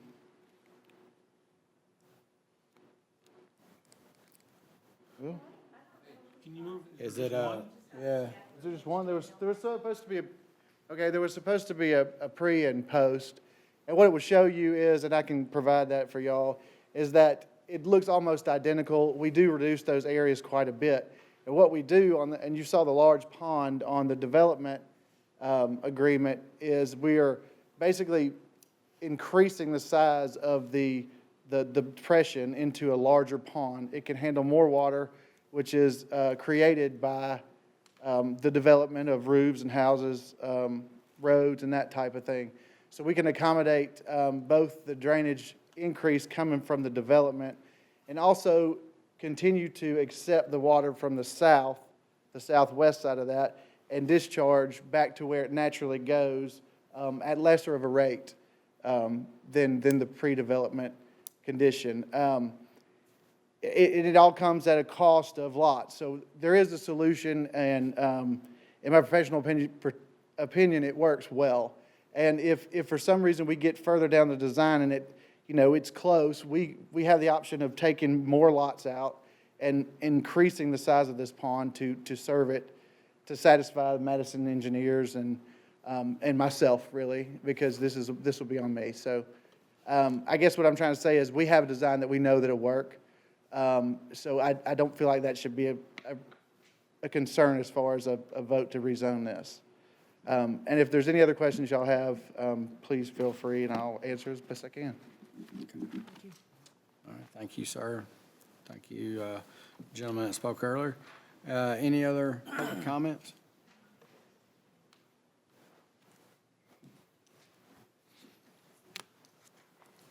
We're Tammy and Jeff Bergreen. We own the property to the south, the east, and the west of that proposed development. That whole road is nothing but farmland. And if you cut 90 acres out between all these farms, you're going to cause massive drainage because that property is going to be changed. It's not going to be the same level as everything else. And you've heard all these other people talking about all these other proposed developments, all these new houses being built. We don't need these extra houses right now. I mean, we have enough. We don't have the road capacity. We don't have the police. It's just beginning to be a big problem. But we farm for a living. We don't farm as a hobby. So this is greatly going to affect us. The water he's talking about, the depression, it's a drainage system, and it goes out to the southeast corner right there. It don't puddle where he's talking about. It don't drain back and come right there. I don't know where. He's been farming this for over 50 years. I know more about my land than he does right there. Can you move that clock up and to the left or something off the picture? I'm sorry. And to get off Bowowers Road, you've got to turn on Powell Road, or you've got to turn on Huntsville-Browns Ferry. And you've heard other people say tonight, it's becoming extremely dangerous Both out ends there. need to be widened out right now just for the construction traffic. Public Works, I've called numerous times, and they don't do nothing out there. And, but I hate for you to say they don't do anything out there and that we don't have police support out there. You guys can say we don't have enough, but you can't say we don't do anything. I don't think that's the right thing to say. See them where we live. I do, sir. The I school's understand on that. our road, so. That's fine. I want to argue with you guys, but they do a good job with out there, so thank you. well, I'm glad you think so. I know I'm out there every day. I know what goes on too. We just have a big problem with this right now because it's going to. If that comes in, my time's limited as far as doing what I do for a living. I wasn't talking about you. As far as the traffic study, it was up 3 days. I was down there working. And when you they put it them up on a and took them holiday. down. And, you ought to see the weekends with traffic, 3 And days work ain't gonna do no days. traffic study. But this has been denied twice, and we'd really like to deny it. Thank y'all. Anyone else?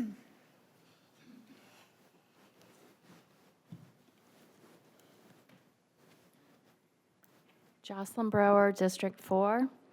I've taken a couple of quotes, concerns from the recent Madison on Track 2045 for you to consider for tonight's decision, along with my own personal experiences and conversations with other Madison residents. I can tell you there is absolutely zero chance this farmer's livelihood will not be affected by the construction of 190 homes next door. I have had apartments being built behind our subdivision for a year and a half. I can tell you between the dust and the tainted orange water spilling out into our culvert throughout the build, the fields will be contaminated. He doesn't have a chance. With our low water table here in Madison, the build behind my home started at ground level of my home and rose 2 feet above my fence line. I have an 8-foot fence, so about 10 feet higher at final build. The apartments look directly into our homes and backyards, and I can guarantee you the same will happen to this farmer. The ground level will change. Other residents in Madison complain when one house is built on an empty property. It changes the flow of water. This is 190 homes, similar to the 200-plus apartments behind me. There is mention of riparian corridors. I apologize if I pronounced that wrong, in the new master plan, which includes streams and agricultural fields. They are important for many reasons, including water quality, flood prevention, wildlife habitat, and erosion reduction. We have already lost several acres on the west side due to the we've already lost several areas on the west side due to single-family home construction. They were set aside in the West Side Master Plan, and we've built houses in those areas. We need to be careful and grow smartly and sustainably. I've taken 4 quotes from Madison on Track 2045 to consider. Number 1, sites may come with environmental issues that make them more costly to develop or inappropriate for housing. Development constraints include both environmental and infrastructure limitations. Although FEMA does allow certain development within the floodplain, any action that results in an increase of base flood elevation for a site can increase the flood profile elsewhere. Cities across the country have experienced shifting floodplain contours due to such development. Where this has occurred, developed sites, often housing sites, even those which have never faced flood risk before, may suddenly be inundated, incurring uninsured losses. Number 3, from old agricultural roads on the west side, insufficient for suburban or urban development, and near or at capacity roads or intersections within and adjacent to Madison, traffic congestion is a headache to current residents and may pose a barrier to future growth. 4, from the plan, the lack of non-motorized transportation access between neighborhoods and between residential and commercial areas and places of employment that are increasingly important to quality of life may impact Madison's attractiveness to future residents. Also, police noted their biggest area of concern is the western expansion. Stormwater is a concern for the utility company. Let's be good neighbors first and foremost, and be good stewards of the land. As noted by President Seifert, this property could be zoned in a way that does both. It could be residential property with acreage. Those types of properties are highly desirable in Florida. Or an area for landscape shrub tree business. There's nothing like this in this area and would be highly desirable in high-growth areas such as we are experiencing. It could even be an equestrian-type property. With the loss of Sunshine Oaks, this would be a way to incorporate some of Old Madison in a new way, keeping more of the green and also not impacting the income of a working farm and neighbor next door. The new master plan recommends updating our zoning to more modern-day standards. I agree with that. I'll be excited to see that happen. Based on the community survey responses, taxpayers are okay with losing rooftops to Huntsville, but expanding options for mixed use and mixed residential developments as well as commercial, retail, and industrial. They do not see this as a constraint, but a more effective and better use of their tax dollars. This is an important decision for the West Side, and you have the ability to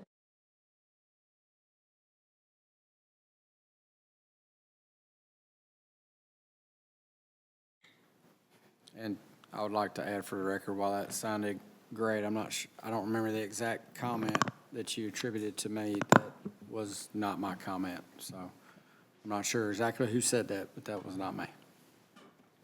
I don't know who's up.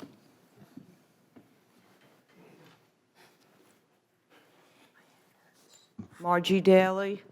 I am definitely against this project. We have watched our area be developed totally on a floodplain. We had the cemetery, the stones were floating over here on Browns Ferry, literally floating. I have pictures and videos. Teddy, don't look perplexed. Yes. When Ma'am, this can you here, the address- Shanty ma'am, Shack's built. ma'am, can you address, please, the topic at hand? Okay, not the topic cemetery? is drainage, water waste, and what happens when you build something on top of streams, which they've admitted there's streams there. So if there's streams there, just like behind City Hall, whichever way we're standing, the next door neighbors or the farm will be floating. It's almost a guarantee in this city, just like Reserve, okay? There's a motor vehicle accidents all the time at night over there. Every night, you could look at Algo on Twitter, and you'll see the accidents. I have them sending me the messages, so I count them, okay? It's very dangerous with the street lighting and the traffic lights. So, there's no way, we just approved the other one, now we're gonna do another 90 acres in the west side. Must we rush through development and do everything before you guys get out of office? Can you leave something to Madison City for the next council to do? Okay, cluster cities, those smart cities, they left with Biden, okay? They're not on the current agenda for the federal, okay? There's no more ESG credits, there's no more DEI credits. As we see our country's direction changed, we can only hope that the agenda of our local government changes and starts to make more wisely development decisions.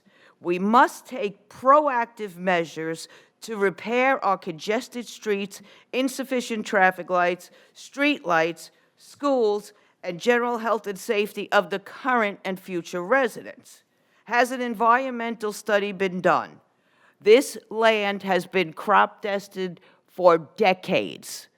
Is that soil contaminated? Have we done a study? Has ground penetrating radar been done? Do we have those stats? We need to protect the residents we have before we continue to build on top of us. It's just gone too far with you guys. Will the new drainage and wastewater plan affect this property? It's a floodplain. We see this all too often in Madison. The Department of Ed has been abolished. Will we have funds for schools? I think there's going to be a big change. Can you please address the topic at hand? Is this not the topic at hand, development? 89 acres? No, the National Is it- Department of Education has nothing. to do Oh, with it. okay, department has nothing to do with you. No, we You don't don't. get a dime. We don't do that. Let her finish. She's only got a minute 38. Go, Margie.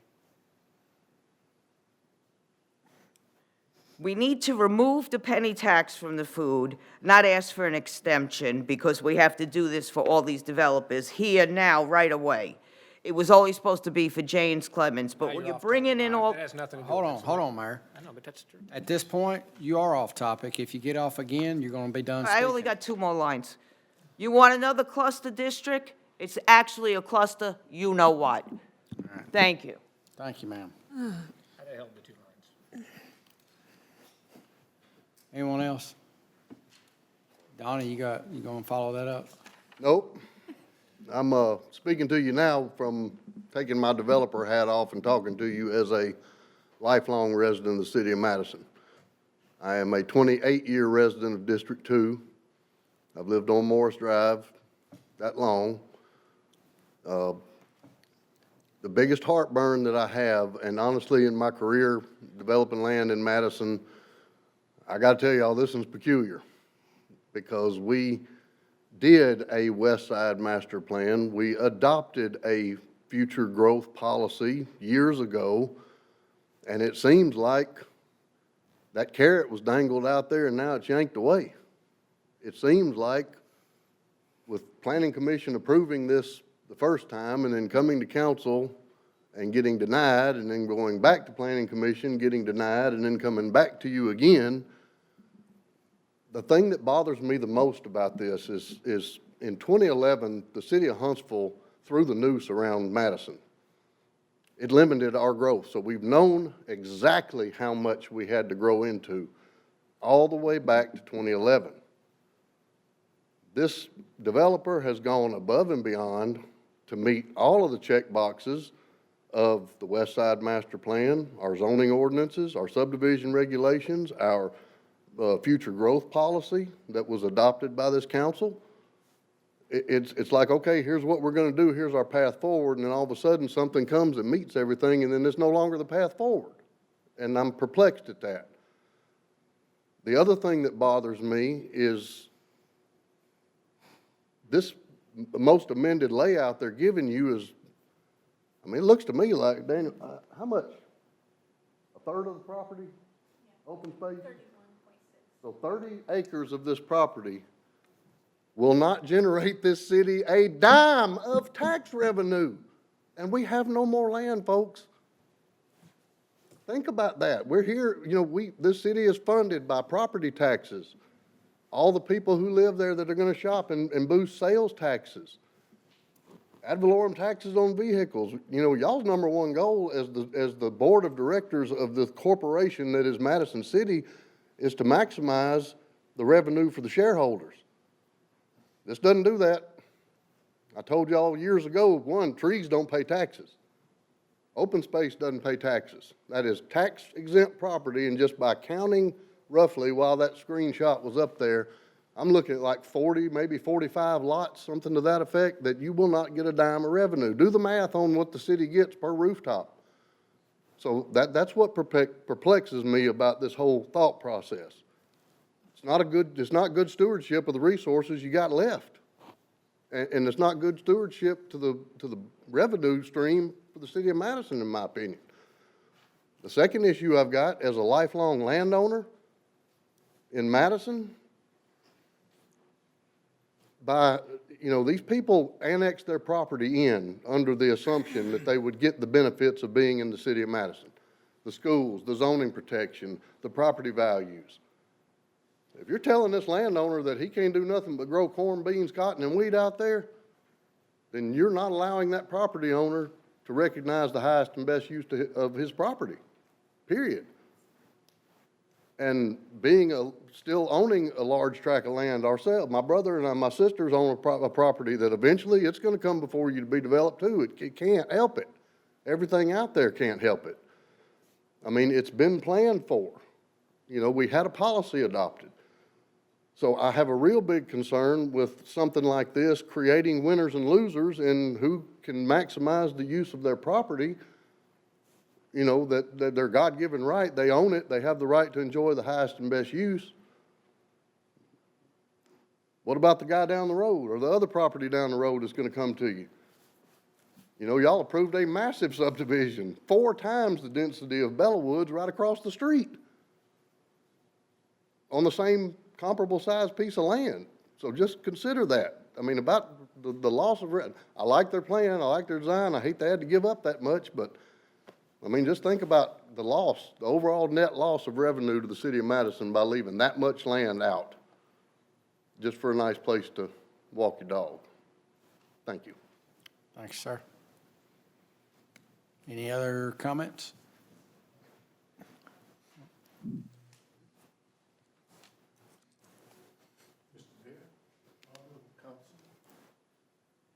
Thank you. I'm Peter Tremko. I live in District 5. I'm just listening to this, and, you know, a couple of observations. One is I'm really pleased to see the developers putting in houses rather than apartments, and particularly large lot houses. That's a wonderful thing, and it's good for the city.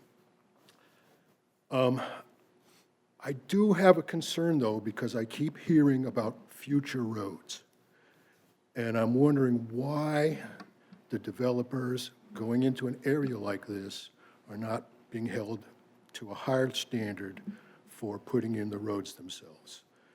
It seems to me like you're asking the existing taxpayers to subsidize this at a future time, but nonetheless, the cost will fall on the entire city, not on the development that's being proposed here. Second topic, I heard a statement that the replan was being based on a 100-year storm, which I have always understood to be the standard for a lot of development. We're seeing, especially in the South, a lot of 100-year storms, and the folks in North Carolina can attest to that. And I'm wondering from an engineering standpoint if that's not the highest or the standard we should be adopting. I don't know what the city's standard is, but I remember in Heatherwood when they put in a subdivision next to us, a year later, we witnessed a storm that blew all of the lids off the storm drainage. And it would be very unfortunate for these folks to see something like that happen. So just for your consideration. So thank you very much. Thank you. Thanks, sir. Anyone else?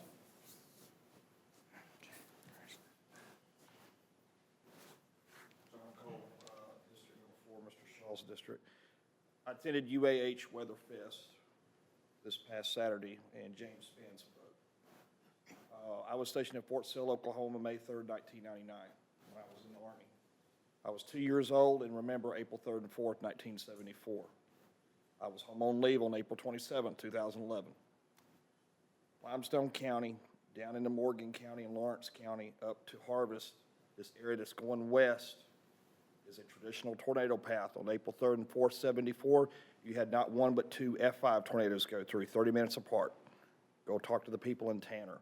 Number 2, April 27th, Greenbrier, all that area over there was hit by the EF5, the Hackleburg, Phil Campbell tornado.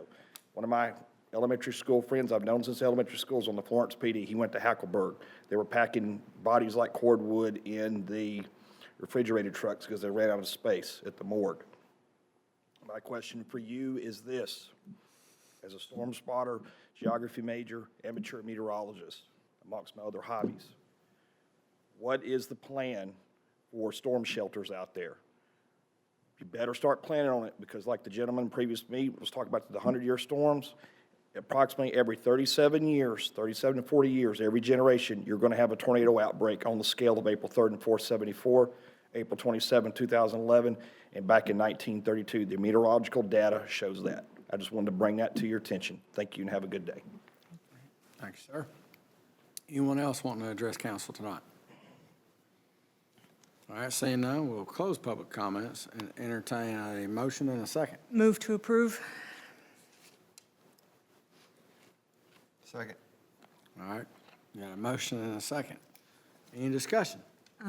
Well, I'm going to be nothing if not consistent tonight and say that I continue to have concerns with the schools, the impact that this would have on the schools, 190 homes, the impact it would have on the infrastructure. I don't believe the roads that, are narrow cannot support it.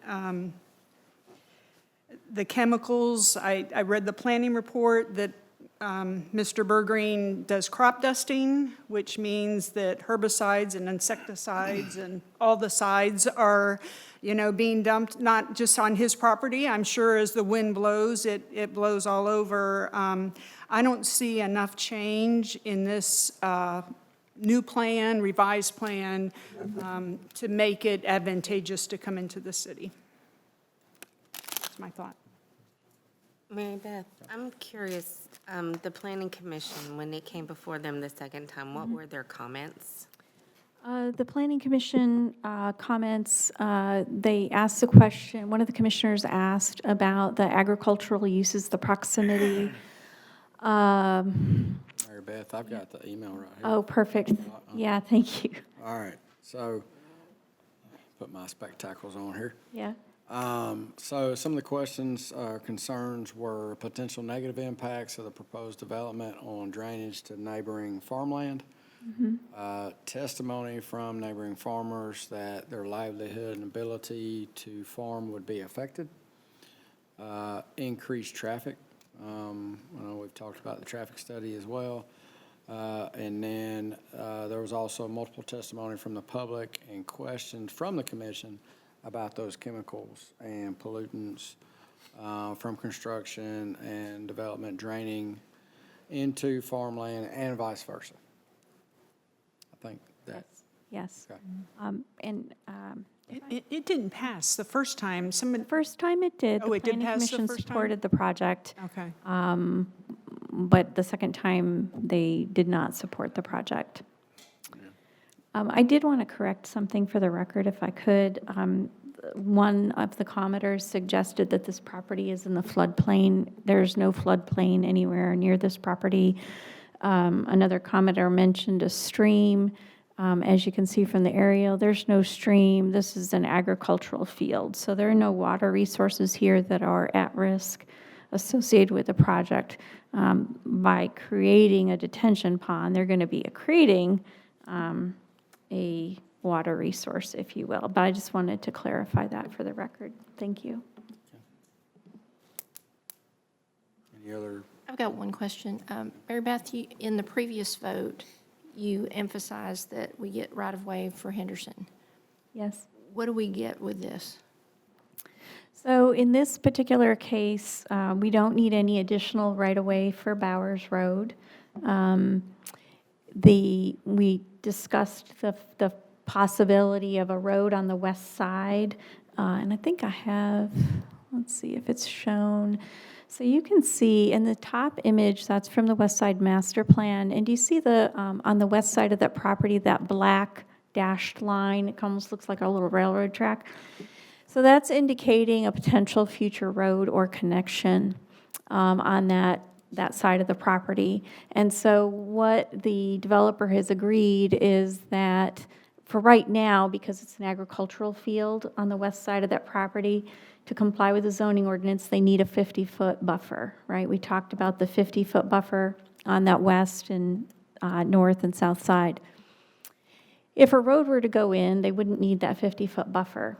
And so that 50-foot portion of that 50-foot buffer will become dedicated for the right-of-way for the road. So like with the Henderson idea, where we would get dedication of the future road for Henderson, we would also be able to get that here if a road were to go forward.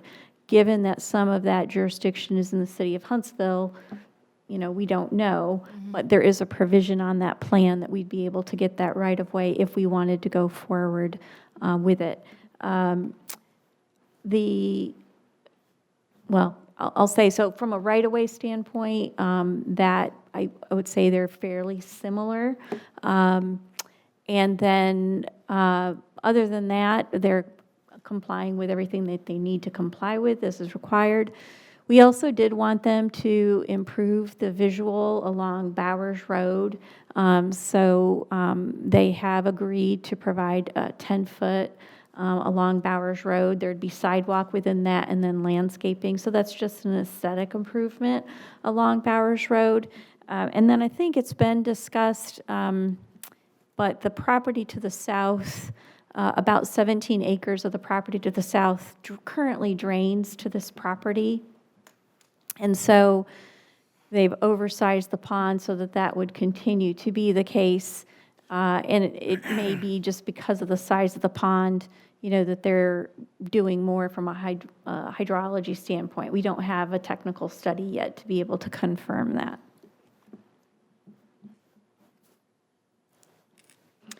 I will mention also, I think Ms. Brower mentioned greenways, or she was talking about non-motorized travel. The West Side Master Plan does not show any type of greenway coming through this property. You can see the greenway to the east, right here. That dark brown, or this dark square is where the Village at Oakland Springs is, and our plans call for the greenway to run there because that's where the creek is. And we've already started working on that greenway south of Powell Road. So there's no plan for a greenway. There is, we always want to have sidewalks and so forth. This proposed project, if you count their walking trail around the pond and all the sidewalks, they'd have about 5 or so miles of sidewalk plus along Bowowers Road that they'd be providing. But not a greenway or nature path or anything like that. Can you go back to that other picture for me, please? Yes. So Bowowers is on the right. Yes, On the left is the potential road, yes. and to the north is a potential road. Is that correct? Yeah, so on that, if you look at the plan, there's no road to the north of the projects directly. The west, so that's just, to the north of that is just the 50-foot buffer that's required between cluster zoning and agricultural field. And so, same thing to the west. Again, that's for the potential road, correct? It's, initially, it would be the 50-foot buffer between the project and the agricultural field. If a road were to go forward, about half of that, give or take, would go to the road, and the other half would remain a landscape buffer behind those homes. Who owns the property to the west of that? I do not recall off the top of my head. Mr. Anderson, the applicant, may know. I just don't remember off the top of my head. Okay. Okay. It's not the property owner to the north and to the south that owns that? No, they're all different owners. Okay.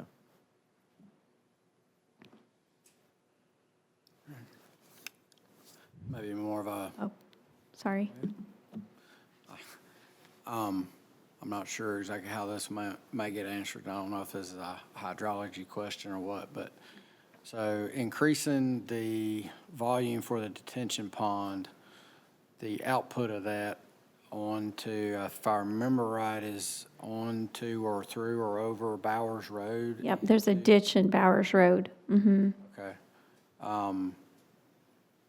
Is that, I understand that ditch is not the responsibility, to my understanding, of the developer, correct? Correct. Okay. Is that suited for that kind of a flow? I'm going to give you a partial answer, and then Michael may want to come up from engineering, or the project engineer may want to come up. There was different discussion at the Planning Commission meeting about how that ditch currently isn't, I guess, well-suited in a heavy storm event. What the project engineer said at the Planning Commission meeting was by creating this large detention area, they would better be able to, I'll say, regulate the flow that goes into that ditch in a storm so that it would be less likely to be overtopped, if you will. The ditch would be in a storm. So the project engineer indicated that they thought this was an improvement in terms of helping the ditch to accommodate flow. That's the extent of my hydrology knowledge. And so, again, Michael, and again, we have not received the hydrology study for this project yet because we wouldn't until a plat stage. But one of the two of them may want to expand. All right. Can one of y'all help me geek out, please? And I'm just a mechanical engineer, so you're going to have to speak dumb to me. I'll try to speak slowly then. Thank you. I'm not even that, and I have a question about it, so. So anytime we do a development like this, there's a pre-development condition. They figure out where all the water's going to go, and they figure out what the flow to that position is going to be and where it's going to go to. And then the post, they do whatever stormwater management's required to make sure that that's not exceeded. So all the water that was going to whatever study point they're going to make on Bowowers Road in that ditch, they'll determine what the flow is there prior to the development, and then they'll make sure that they do whatever stormwater management is necessary to make it not exceed that. So that's generally how it goes. And that's the case for any development we do in the city, whether it's a development for a subdivision or your favorite Mexican restaurant or whatever. That's just the standard how we do it. So we're not, so if I understand what you're saying then, the output of that square, because all that water that goes in the square has got to collect at some point into that basin, we will not have an increase in the outflow of that square into the same inlet that it goes in now, requiring the city to improve that area to accommodate this. Right, that's the function of the retention pond, yeah, is to collect the water and hold it and release it. It's going to be a higher volume, but it's going to release it over a longer period of time. It'll reduce flow rate. Okay. How do we verify that, other than analysis? Yeah. That's what we do. That's what the engineer does. He's gonna make that. How many times we lit a rocket and it blows up on the stand? I don't have a good, Sometime you I gotta don't have a light good it. answer for that. Okay. Sorry, I asked you a trick question.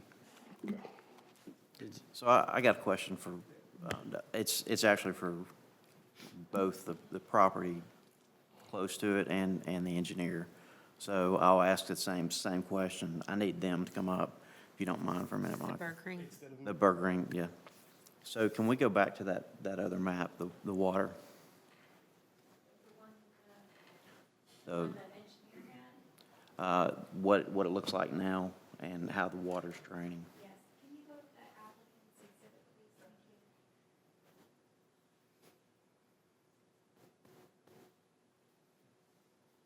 So it doesn't, either one of you guys can come up. It doesn't matter to me which one wants to come first. I've just got the first one. Mm-hmm.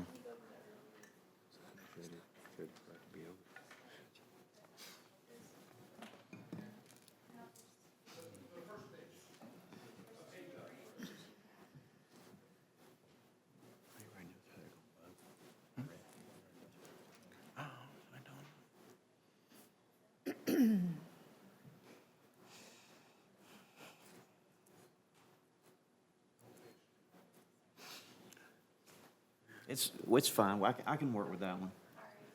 There we go. There we go. So how's the water currently drain? Water currently drains, let me see if I can make this thing work. Water currently drains, there's several drainage basins through here. Right. There's a high one here that takes all this water into this. Mm-hmm. And then, I'm not gonna get it perfectly, but somewhere back here it goes to the property. And then the high one's here, and that all goes to here. Okay. When that fills up, it runs over this into here.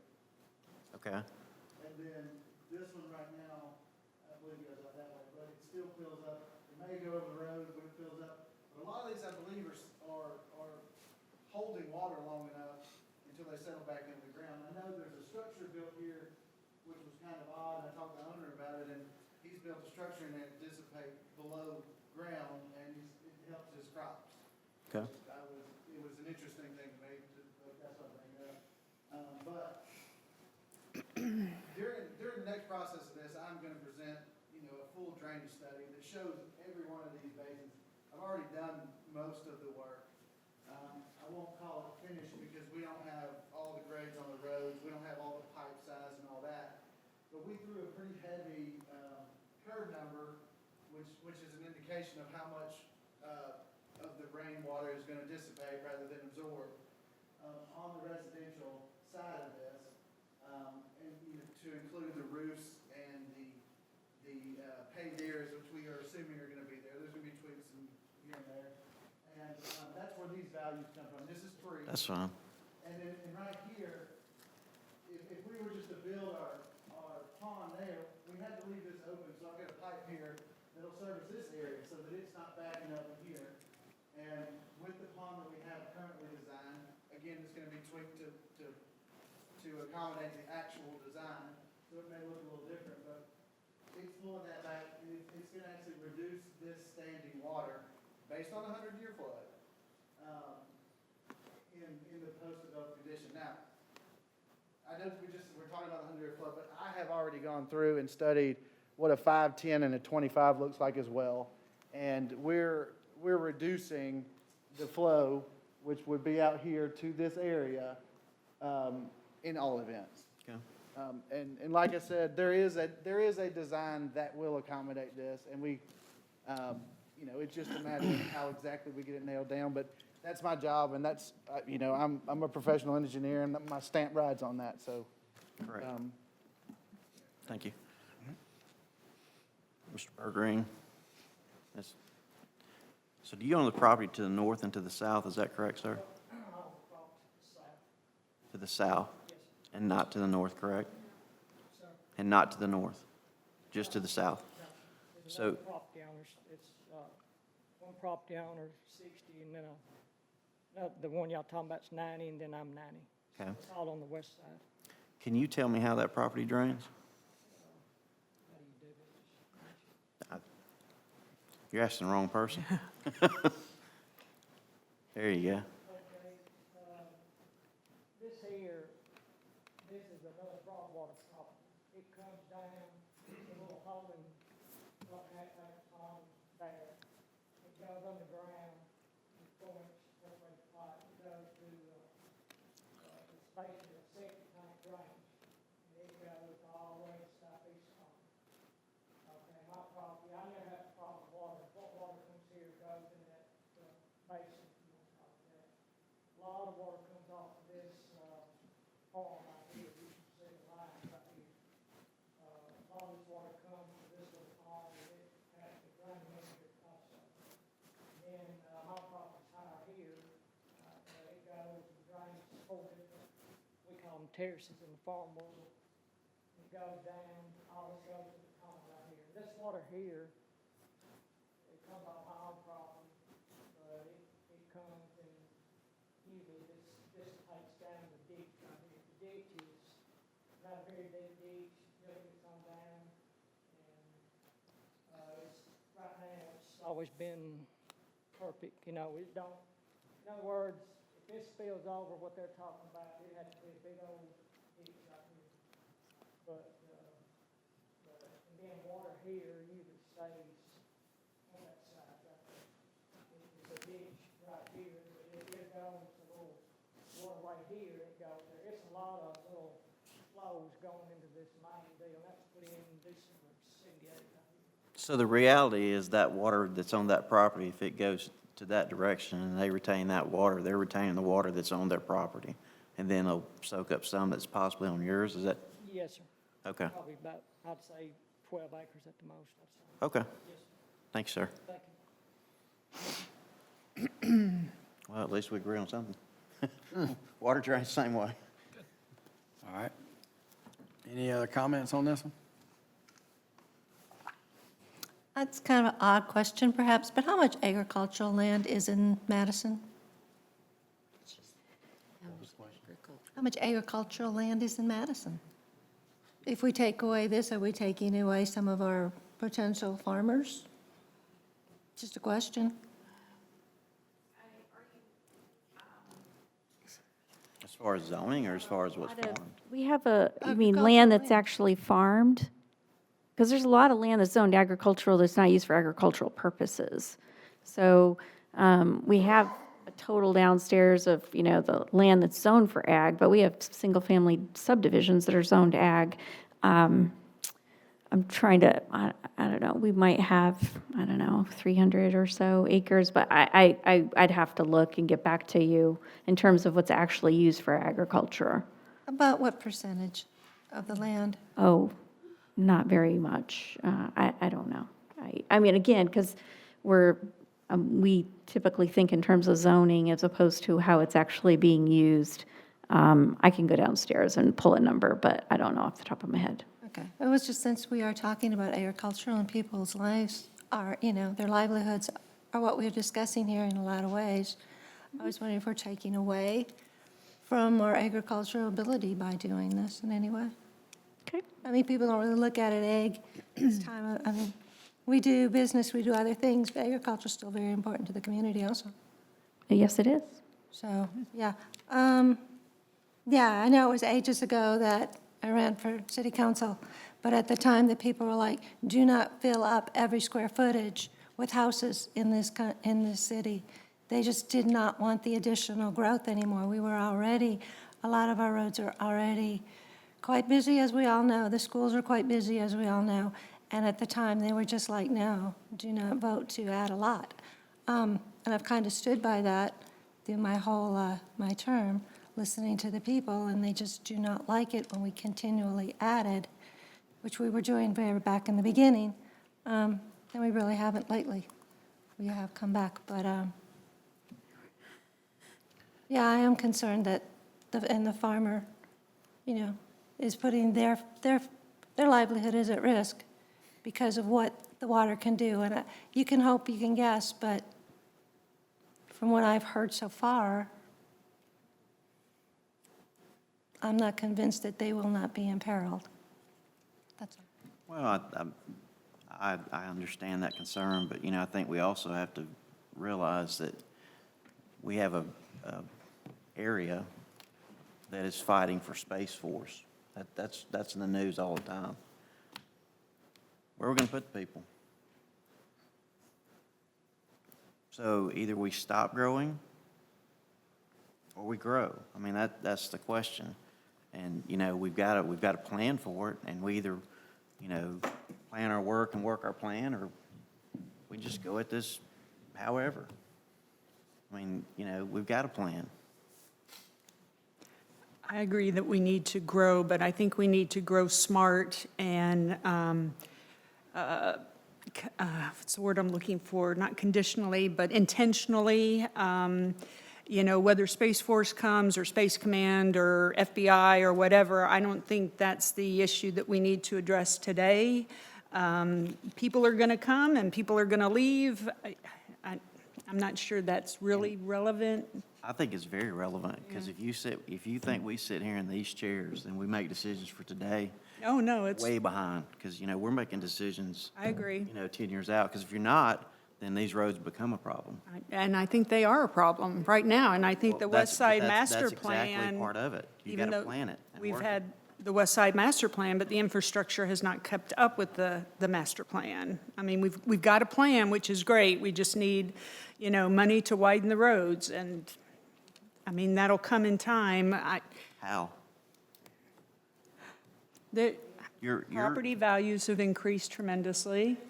one of your biggest sales tax revenues. Is construction materials. Yes. I agree. So I if you want agree. to stop that. I'm not then you saying need to look- stop, I'm saying Well, no, you have to look at that and say, okay, this is an income we're getting, this is an income we no longer want, and how are we going to use what we have? I think there may be better choices. And we'll have to see. I mean, this is a choice now, and we'll all get to vote in a few minutes on what we think is the best choice. I agree. Mary Beth, I'll let you stay seated. If I remember what you said earlier, this, as proposed right now, at least land use, does align itself with the current proposed, not yet adopted, I don't think, comprehensive plan, but it is not in alignment with the previous or the actually current comprehensive plan or the West Side Master Plan. Okay, all right.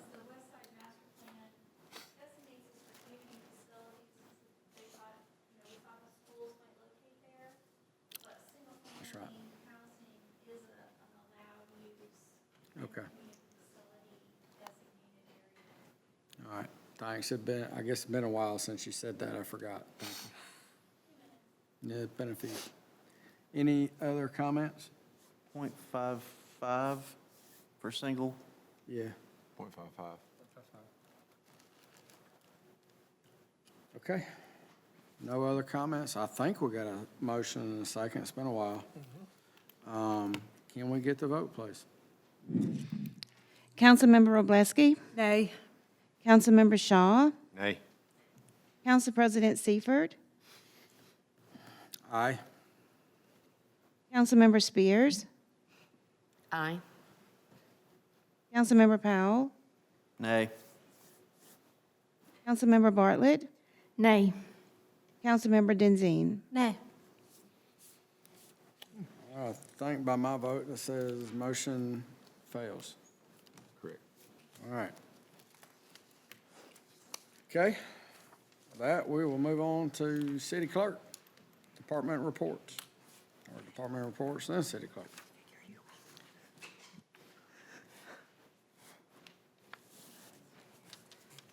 You gonna stretch them legs a little bit? All right. Good evening. Tonight, we have before you is the proposed ordinance 2025-27, amending ordinance number 2011-299, which establishing the poll locations for municipal elections in the city of Madison by changing the poll location for districts 1, 2, and 4 in Limestone County to James Clemens High School. First reading was on 1/27. Move to approve. Second. All right. Got a motion and a second. Any discussion? Well, thank you to Dr. Nichols and team for allowing us to use that facility. They, from a safety standpoint, it's critical to have that ability to have more space. We had simply outgrown Lamb of God, and it was desperately needed, so thank you. Before I ask for the vote, I'd like to thank Mayor for helping with this project. Very instrumental. Appreciate your help. We'll do the vote. Councilmember Spears? Aye. Councilmember Shaw? Aye. Council President Seifert? Aye. Councilmember Wroblewski? Aye. Councilmember Powell? Aye. Councilmember Bartlett? Aye. Councilmember Denzine? All right, motion passes.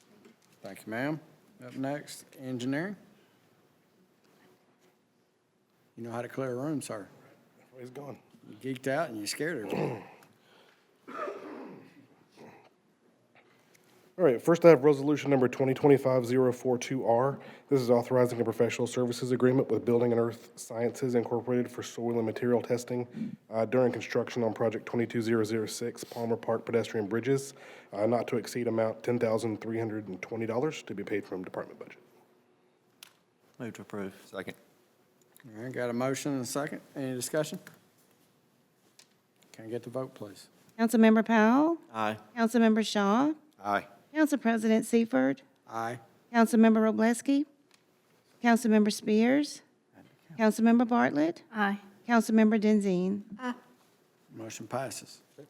Next is resolution number 2025-043R, authorizing a professional services agreement with Kimley Horn and Associates Incorporated for project 25006, Mill and Sullivan intersection improvements to design the replacement of signal and add right turn lanes not to exceed amount $249,000 to be paid from engineering department budget. Move to approve. Second.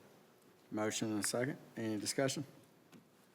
I have a question. On designs like this, does it take multiple engineers, long periods of time to design an intersection with a couple of turn lanes? Something like this, you'll probably have somebody that's doing the traffic, somebody's doing the road, you'll have a traffic signal person, you'll have somebody do the road if there's any structural improvements, if there's any utilities that have to be, it'll be relocated as part of the project. Yeah, you might have 2, 3, 4 different sub-disciplines working on something like this. Just seeing a tremendous amount of these come through, and it's 200 here, 300 here, 250. At what point do we bring some of that like in-house and hire another like full-time engineer? So, and I'm not against this. I'm just saying, as you see more and more of this. Well, we've added another staff engineer, and he's really helped us do a lot of the in-house projects that we do with Public Works and with the rec department, so that we don't have to contract those out to consultants. Something like this, though, with all the amount of different things, would really bog down our resources and kind of prevent us from being able to kind of manage a lot of the CIP projects that we are doing, as everyone wants to improve the roads. Absolutely. As we go through. For this one, $249,000 would be the not to exceed amount. And that would be assuming we can get the 3 right turn lanes in that we're trying to get. That would be all the corners except the northwest corner in this intersection. So if we can't get them all, we won't be that much. Yes, sir. Yep. Okay. All right, can I get the vote, please? Councilmember Shaw? Aye. Councilmember Powell? Aye. Council President Seifert? Aye. Councilmember Wroblewski? I'm sorry, which one are we on? Engineering to B. Okay, yes, aye. Councilmember Spears? Aye. Councilmember Bartlett? Aye. Councilmember Denzine? Motion passes. And finally, I have resolution number 2025-055R. This is awarding a bid, number 2025-003 ITB, Seegers Road and Maysill Drive intersection improvements to Rogers Group Incorporated for the base bid and the add-alt, number 1, $1,385,200 to be paid from Fund 38. Move to approve. Second. Motion and a second. Any discussion? Again, a huge win for the city and working with the schools. We talk about getting ahead out in Limestone County. One thing I'll say to anybody sitting out there, there's 2 Limestone County commissioner positions that we need to be thinking about when you're talking about road money in Limestone County that's in the Madison city limits and Huntsville city limits. There's not a lot of it coming back this way. There's not a lot of money over there right now, but that's one of the things that goes with it. But in this one, working with the schools, we did get ahead of the game. We did the Hardeman roundabout. They'll take care of that other side, the developer in the middle. The schools had agreed to pay up to $1.9 million. This came in under that. When you tie in some of the engineering things you've already done, we're going to still be underneath those numbers. So this is a big win for the city. Includes all the right-of-way and the utility relocation. All the right away too, yeah. Any louder? Open the gum in church. Can we get I got a motion and a second. Can we get the vote, please? Councilmember Spears? Aye. Councilmember Shaw? Aye. Council President Seifert? Aye. Councilmember Wroblewski? Aye. Councilmember Powell? Aye. Councilmember Bartlett? Aye. Councilmember Denzine? All right, motion passes. Thank you, sir. You're done. Mr. Gerald, Facilities and Grounds. We have two resolutions for your consideration. Resolution 2025-060R, authorizing amended to the agreement with Gilbert McLaughlin Casilla Architects for the development of architectural plans for the renovation of Toyota Field maintenance area, construction of a new maintenance building, and a relocation of the outfield wall. $385,500 to be paid from the multi-use venue fund. Move to approve. Second. All right, got a motion and a second. I just want to say thank you. You've done so much work on this, Gerald. Thank you so much. I mean, you have really helped with this project. I know you've spent a lot of time on it. All right. I want to give everybody a little bit of background because I know. And Greg. Yeah, I mean, everybody. Yeah. So the intent behind A and B here is originally, what was it, the 20, I think before the 27th of January, we had a work session. We looked and said, okay, hey, 4 of us, let's go with option 3. Since then, we've had essentially a no bid on the demo. Called the folks for that, understand, I think, a little better as to why they did the no bid, but in a process to keep things moving and keep our options open, we've asked Gerald to look at option 1, which again, remember that was the maintenance building, lowest cost option, at least as presented, and then option 2, which was the 1-story within the confines. So what we're proposing for A and B, A is option 1, to get that from, I won't say blank sheet of paper, but fairly blank. Yeah, plan design to construction drawings in a phased approach that would total this amount. The same thing with B, to get that from its current state to construction drawings so that we could bid that out. Now, in the meantime, the architects are on a stop work right now for the option 3. So those additional monies that are on the current existing contract are not being spent towards that scope. The intent here is to add these 2 scope elements, authorize them to start on these, but they have also given us what the incremental costs are to get to each of those phases. And there are clauses in the contract that say at any point in time, we can issue a stop work. All right, so this obligates those monies. It doesn't necessarily spend the monies. They cannot invoice against them. And I think to date, they've invoiced 780-ish, I think, if I'm going off memory. There's another $768,000 left in the current agreement. Okay, all right, thank you. So there's some additional dollars there. At the same time, we're planning to update the bid package for the demo, see if we can actually get some folks to bid. We understand that schedule, and I want to say schedule is not a constraint. It is not, to my understanding, as much of a constraint as we once originally understood, but there still needs to be a sense of urgency. We still have to get after it, whichever path we go. And then we also did send over to Ball Corps Thursday, Friday, updated, amended, proposed agreement that has some additional red lines that took into account comments from council that should help if we go towards that option 3, which is the full, for lack of better terms, the full money. But we don't have, review or comments back on that yet. So again, the intent here is to go down, get these working so that we can get approval.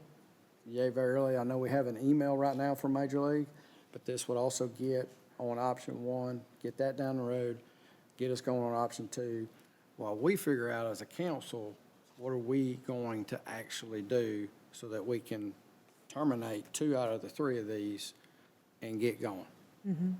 I hope that's as clear as mud. I That's was about just going as to good as I say, can explain. excellent, excellent synopsis, excellent, So, very clear. again, the only thing that's on right now is option A, but I just ask, are there comments or questions about A? But Just remind me, we've talked about numbers so much. What was the difference between option 1 and option 2? Whether it was 1-story in outfield or building a new, do you remember what our estimates were, but what the difference was between the two?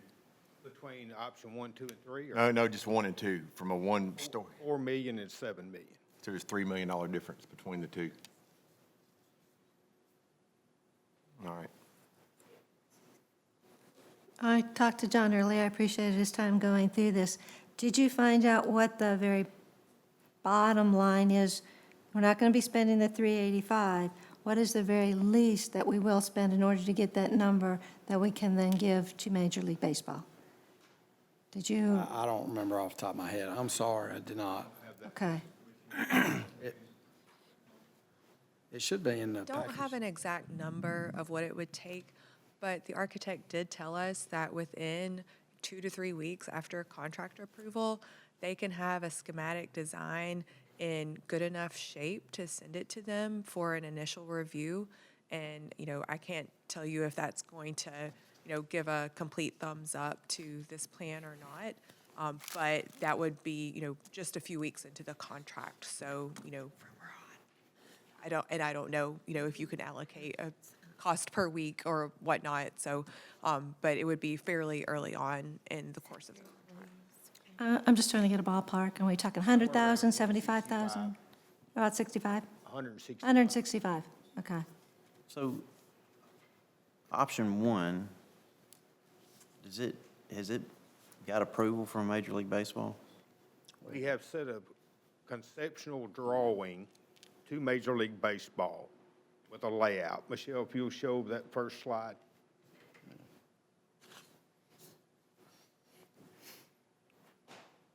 So what this shows you.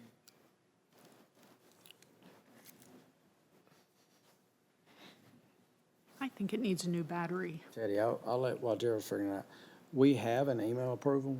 We don't have, to my understanding, the same level of approval that we do for option 3, where they've almost been to, I think, we were within 3.5, maybe 4 weeks of a 90% review.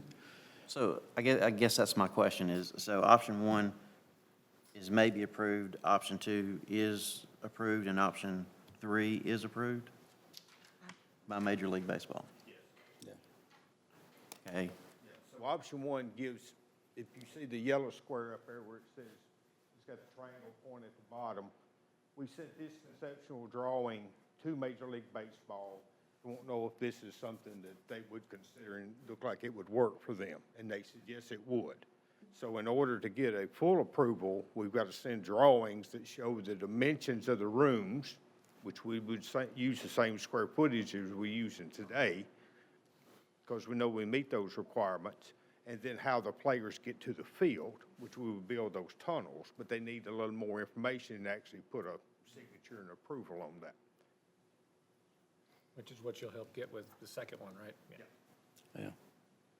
At the same time, too, going forward, that option 1, you'll get some cost refinement and more probably fidelity and accuracy in that number. Yeah. So we're going to step back to step forward. Is that what I understand? Mm-hmm. Yeah, I mean, ain't got nobody to put a hole in no ground right now. When you say step back, I mean, I think we're going to take the step that's needed that we've done for the other two to get council what they're asking for, which is we need not just a nod, we need the same thing we have for options 2 and 3, and the only way we can get that is with this. I'll just say it'll be closer to a $2 million delta if you spend another $400,000 on a design, and then you have to add the sunk cost of that engineer fee, and then with that, you save a couple $1 million, maybe, and you cut off all room for growth. Like, if you go one story, and I understand you can still pay cash for that, we don't have to get bonded, we can still move forward with that, but if we're a growing city and always have been, if future councils want to add, you're able to add at that point. And $2 million is a tremendous amount of money to me personally, but as a city as a whole, over 25 years, it's not a tremendous amount of money in my opinion, and I'm always looking toward growth. So to me, spending $385,000 that we don't know for a fact that they're going to approve. No, but that's just it. That's what I really questioned earlier today. And then- Is it the 130, it's not 385. They're telling us it's only going to cost us 165 to get that number. And then once we have that number, we can make a more educated decision on which approach is best for the city. So I see a 385 number and a 156.5. Right, Which but one's that's up? why I asked what the very minimum is, and it's 165. Okay, so option one is what we're talking about right now, what Greg is talking about. And Greg is saying it's gonna take another, you're gonna sink another $385,000 in just to see if it will get approved or not. No, Gonna that's obligate not how John explains in the it. bid and get, you're going to obligate 385.5 and maybe spend 385.5 to get to construction drawings that you can send out for bid. Interim, before that at 385.5, you will get to schematic designs that we can then get to Major League and get the same level of approval that we have now, in which I'm hearing is roughly about 165 of the 385. So the 385 gets you to get construction cost, as well as the 156.5 for option two. The reason that one's lower, it's essentially a piece of option three that we're already doing, or had done. So option two drawings, the base part of it is 70%, or leave it against the opposite. Yeah. It just seems to me it is the fact we can't come to consensus on one of these before we spend $400,000 not knowing what we want to do is a huge waste of money. That's me, and I'm one person, but just to say I want to go see what everything looks like for $400,000, I mean, I think if we had a consensus that said we want to go this way as a group, then let's go that way. But man, just to sit here and nitpick this thing and spend $400,000, But it's throw not it out the window. You're either going to throw away $400,000 or you're going to throw away $785 we've already spent. I mean, either way, it's a huge waste of money. And you're going to cut off all growth, which I think is ridiculous. So, Well, and I guess maybe along those same lines, though, while we're working on this piece of it, John is working with the ball court team on the funding end of it, because you don't have that squared away either. So you can say, well, we're ready to go, but they haven't agreed to the funding that has been brought to them, which has changed considerably from what the finance committee said we would agree or not agree with. So Not with the one story. I mean, nothing has changed with the one story. so I don't know. No, it has. It absolutely has. It absolutely has. With the one story, with how they changed with the contract, it absolutely has.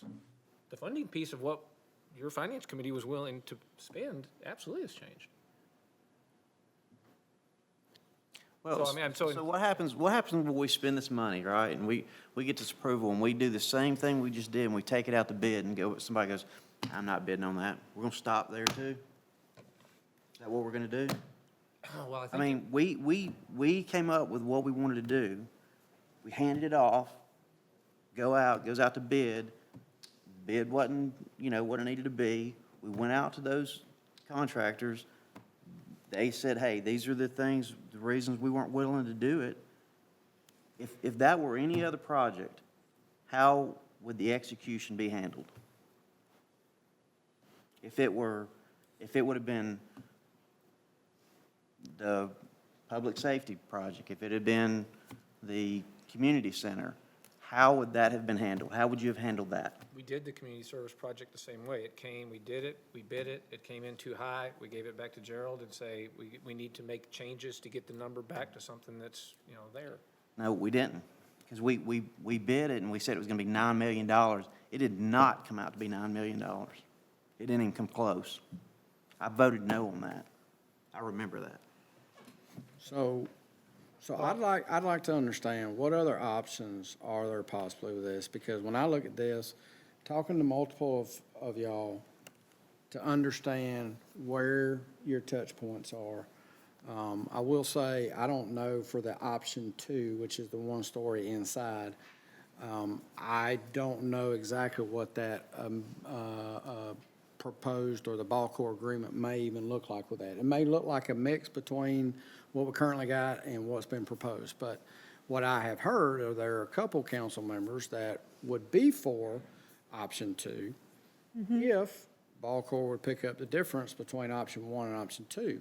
But I also look at that and go, we don't really have a good cost estimate between the two. So you're adding something and something, or subtracting something and something. And, you know, I mean, we got a cost estimate for number 1. It's our cost estimate. It's, you know, it's good, but we can get better. We've got another cost estimate that's probably a little better maybe for option 2, but we don't yet know. We've got something for option 3, but we've also got amended terms within the agreement that greatly affects how things are calculated. And so, you know, at this point, trying to figure out what's the path forward and keeping all options open. We don't know if ball core is going to agree to the amended contract for option 3. So that could offload that one. We don't know if MLB is going to say, yes, option 1 is good. If they say no, that offloads that one. And those contracts would stop at that point with the architect. So right now, there's not enough clarity to have a final decision on this. All we know is what we went out with for bid got no bids. And so we're kind of stuck. And what John has worked hard to do is to get us to a point where we can move forward. I agree, it ain't ideal, but at the end of the day, there is nothing ideal on this at this point. So, to me, I mean, let's come up with either some alternatives. Otherwise, I certainly think Greg has a good point that if you were looking at the two options of 1 to 2, that at least option 2 gives you a foundation you could build on later when circumstances change, interest rates improve, costs of construction go down. But the issue has been, we've always heard that ball core would not contribute to 1 or 2. They would only contribute if we went into debt $30 million. So given that, I haven't heard anything to the contrary that they have changed their position. If that has changed, that would be news to me. I can tell you, I've discussed this with ball core. There's been no concessions towards that. I can't say that they would not, but I know even discussions with it is, you know, the comments are, well, hey, if you pick up the delta or whatever, he doesn't even know what to pick up the delta from. And quite frankly, if we do the delta, I mean, let's just say what happens if the delta swings in his favor? We're going to pay him $500,000 to do it, you know? I mean, you know what I mean? I just don't understand. I don't even understand why would they even consider picking up, you know, option 1 or option 2? Okay, then. There's zero benefit to We that. need to vote on this for option 1. If they're not going to contribute, don't we need to have this information to know what it's really going to cost? And whether they're going to approve it? Yeah, I mean, at the end of the day, we don't have the information to move forward. I know it's not ideal, it's not what we want to do, but I mean, you know, we can sit here and debate it all night. We need the information. We need the information. Now, we also need to get the amended demo bid package back out and get that work, but I know when you extend that period of performance, you now bring in a bunch more events that we got to coordinate with ball core on to understand what do those look like, how does that affect the scope, and then get that out for bid. And that's at least 30 days to get it out for bid, and as I understand, we can't get it out for bid until at least the 24th. Because, well, in that timeframe, don't we have to approve the early release package to go out for bid? No? It's already been approved to go out to bid, so In its current state, though. the only thing that would, I mean, the schedule would be changing, that's true, but, you know, we only asked for authorization to go out to bid. We didn't ask for approval of the bid package itself. And, you know, we wouldn't ask for your approval again until bid award. So Okay. I think that, you know, if we can, you know, make sure that this schedule is, you know, we understand the schedule impacts and how that would be changing, it doesn't necessarily have to wait until then. Okay. Just, you know, but, you know, it will take, I don't know what else maybe needed to be updated in the bid package. So, you know, So, I mean, I will say, Councilman Shaw, you said this before. At the end of the day, if you got ideas, bring them to the table. Otherwise, we're just complaining. So bring a solution. Huh? Can we vote, please? What do you want to vote on? What's the motion on the floor? Oh, for this? Yes, this. Has anybody made a motion in a second? Yeah, I made the motion. I'm not sure who seconded. All right, Connie seconded? Okay. Second. all right. I'm fine with voting for it. Let's get to vote. Option one, right? This is option one. Councilmember Wroblewski, Aye. Councilmember Spears, Aye. Council President Seifert, Aye. Councilmember Powell, Nay. Councilmember Shaw, Nay. Councilmember Bartlett, Aye. Councilmember Denzine. Motion passes. Next resolution number 2025-064R, authorizing amendment agreement with Gilbert McLaughlin Casilla Architects for the development of architectural plans for the preparation of construction documents for an outfield building consisting of a visitor locker room and a concourse level at a cost of $156,500 to be paid from multi-use venue fund. Move to approve. Second. Got a motion and a second. Any discussion? All right, can I get the vote, please? Councilmember Spears, Aye. Councilmember Bartlett, Aye. Council President Seifert, Aye. Councilmember Wroblewski, Aye. Councilmember Powell, Aye. Councilmember Shaw, Aye.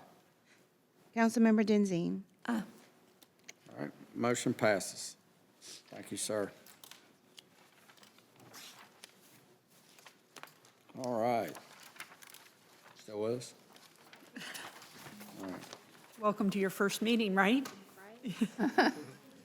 They're usually this exciting, too. Yes, a humdinger. Resolution number 2025, sorry, I do not have my glasses, 044R, authorization. No, These? no. There you go. Oh, I might need that, no, okay.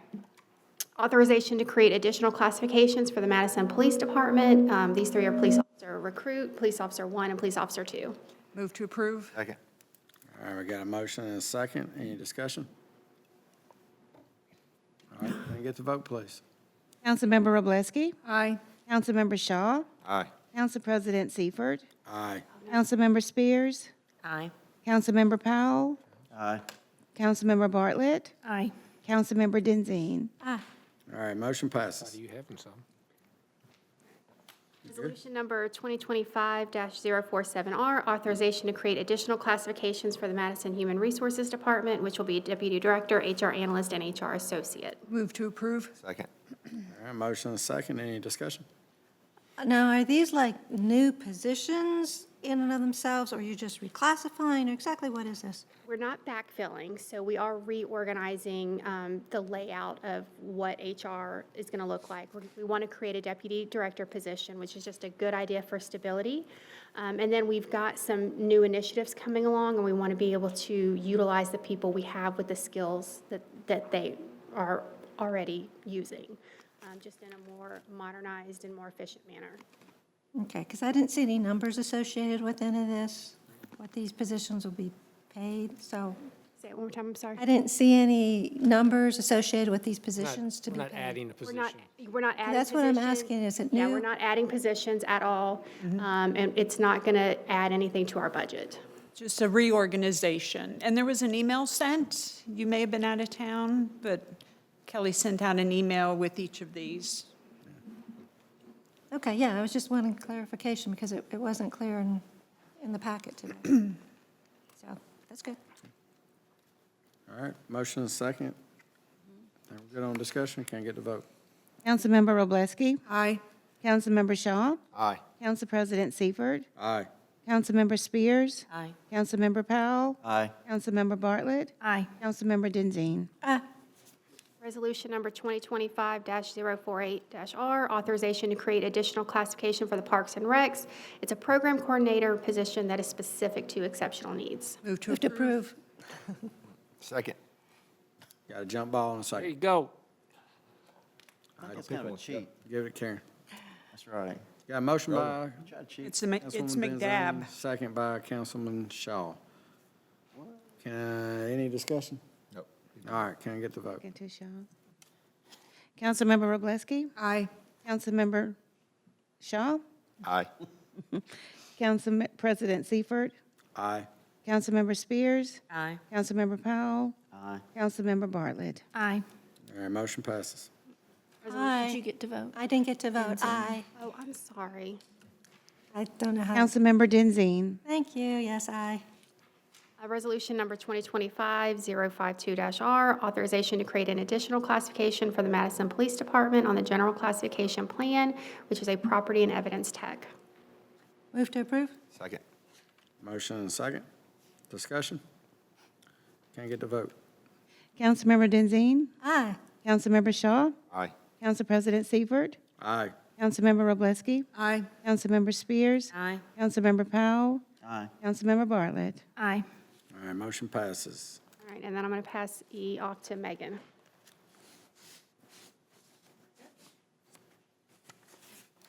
Sure, and we're presenting ordinance number 2025-59 for a first reading, and this is the ordinance to fix the salaries for the mayor and council for the term starting in 2025. This would not be effective until the new class starts in November of 2025, and the amount chosen for the mayor's salary and the amount proposed is $140,000 per year, and the amount proposed for the city council members is $20,000 per year, and that also comes with standard city health benefits and also reimbursement for expenses attendant to the job. So first reading, and Kelly and I will be glad to field any questions in between now and the vote. Okay, all right. Thank you, ma'am. With that, we're going to move on to planning. Hey, Mary Beth, long time no see. How you been? Still with us. Righty. Final stretch. You have proposed ordinance number. Jinx. Eight? Don't jinx us. No, it's all good. Proposed ordinance number 2024-422, and this is ascending to the annexation of the property located at 131 Forest Drive that you acted on the zoning for earlier this evening. Planning Commission and staff are recommending approval. Move to approve. Second. Motion and a second. Any discussion? All right, can I get the vote, please? Councilmember Spears. Aye. Councilmember Shaw. Aye. Council President Seifert. Aye. Councilmember Wroblewski. Aye. Councilmember Powell. Aye. Councilmember Bartlett. Aye. Councilmember Denzine. Aye. All right, motion passes. The next item is proposed ordinance number 2024-425. This is also ascending to the annexation. This is for property located at 7301 Highway 72. This is the property you also considered for zoning for commercial development earlier this evening. This is a little over, it's a little shy of 1.5 acres. Move to approve. Second. Motion and a second. Any discussion? All right, can I get a vote? Councilmember Spears. Aye. Councilmember Shaw. Aye. Council President Seifert. Aye. Councilmember Wroblewski. Aye. Councilmember Powell. Aye. Councilmember Bartlett. Aye. Councilmember Denzine. All right, motion passes. Next item is resolution number 2025-045-R. This is to approve a second amendment to the development agreement for the Bella Woods project. The changes to the development agreement would reflect the additional land and units. As you will recall from the earlier conversation, there are about a little over 37 acres would be added to the project, and the total unit count would go up to 296 single-family homes. And the Second Amendment would provide for the dedication of up to 30 feet of right-of-way for the future extension of Henderson Lane, as we discussed earlier. There is an option in this development agreement for the right-of-way to come from adjacent property to the east. The property to the east is partially developed. It's with First Bible Church. It is in the county. The developer has talked with that property owner, with the church property, about their interest in either annexing or, the developer being able to acquire the property needed for the road so that not all of Henderson right away would need to come off of their property. So we've built in language into the development agreement if that were to proceed. If that doesn't happen, again, we'd be getting the 30 feet off of the subject 37 plus acres. There's also the items that are not changing in terms of the development agreement. The phasing remains the same for the project. There's still a requirement for their set aside for open space and trails. So with this project, their percentage of open space is not decreasing. They would also be dedicating the right-of-way for Huntsville Browns Ferry for this additional piece of property. They've already done it for their existing project. And then the provisions that we have related to the preservation and mitigation of tree canopy remain in the development agreement. And appended to the development agreement is the development plan, like the existing agreements. Happy to answer any questions that you may have. Move to approve. Second. Motion and a second. Any discussion? I've got one question. Regarding Bella Woods, the development agreement allows for a catch-up provision, correct? It does. So subsequent to the original approval of the Bella Woods development agreement, we added phasing so that you could not utilize catch-up provisions, so that if they didn't use their full allotment in the first year, they couldn't catch up in the second year. The reason for that is that we don't want to flood the schools in any one subdivision by giving more than what the phasing was originally allowed. So in this agreement, we still have, they can catch up in year 2 or year 3. They potentially could, yes. In the more recent development agreements, we have not included the catch-up provision. In looking at how this project has gone, so far, they've had occupancies in 23, 24, and now just starting into 25. They haven't, come to their limits. They're allowed occupancies for up to 30 units in each year, and both in 23 and 24, they were below that number. In our conversations with developers, they have a certain amount of capacity in terms of their construction crews, in terms of how quickly people buy homes. And so in none of the projects where we're monitoring their development agreement compliance have any of them come close to or, tried to exceed those provisions. So you're right, they have that ability. It's not something that we really see becoming a problem. So on the flip side, it shouldn't be a problem for any developer to agree to removing the catch-up provision. I wouldn't Right. think so, but developers like to, build in as much wiggle room as they can. That's right, and I like protecting our schools as much as I can, so I would be a no on this until we remove the catch-up provisions, and I think you've done great work in answering all my questions about how many units they've put online. I'm in this world every day as far as new construction and them being able to build this size house with the labor and materials is almost impossible. Even if you told them go build, they couldn't. They can't do it. No, they can't. They can't. I mean, I'm in it every day, and there's no, and I'm not advocating for them. I'm just saying in general, that there's no way. Right. So it shouldn't be a big deal for us to take these out of all of our agreements and not have catch-up Fine with it provisions. either way, but. Yeah. Doesn't matter if you take them out or leave them in, it's still not gonna get, it's not gonna get that many houses. Is Mr. Spencer? You left. Okay. Okay. Any further discussion? All right, can I get the vote, please? Councilmember Spears? Aye. Councilmember Shaw? Aye. Council President Seifert? Aye. Councilmember Wroblewski? Nay. Councilmember Powell? Aye. Councilmember Bartlett? Nay. Councilmember Denzine. Nay. Motion passes. And the last planning item is resolution number 2025-046-R. And this was to approve the First Amendment to the development agreement for the project proposed on Bowowers Rd. I don't know that it's necessary for me to go through this, but I'm happy to, given your recent vote. And Megan, you know, that existing development agreement exists. It's been approved. So I guess the zoning isn't in place, so it becomes null and void, that development agreement. So do you want council to act on this amendment? Yes, I would ask that you go ahead and act on it just to put it to bed. So. Move to approve? Second. All right, we have a motion and a second. Any discussion on this? Everybody clear? Any ambiguities? All right, can we get the vote, please? Councilmember Wroblewski. Nay. Councilmember Shaw. Nay. Council President Seifert. Nay. Councilmember Spears. Nay. Councilmember Powell. Aye. Councilmember Bartlett. Nay. Councilmember Denzine. Nay.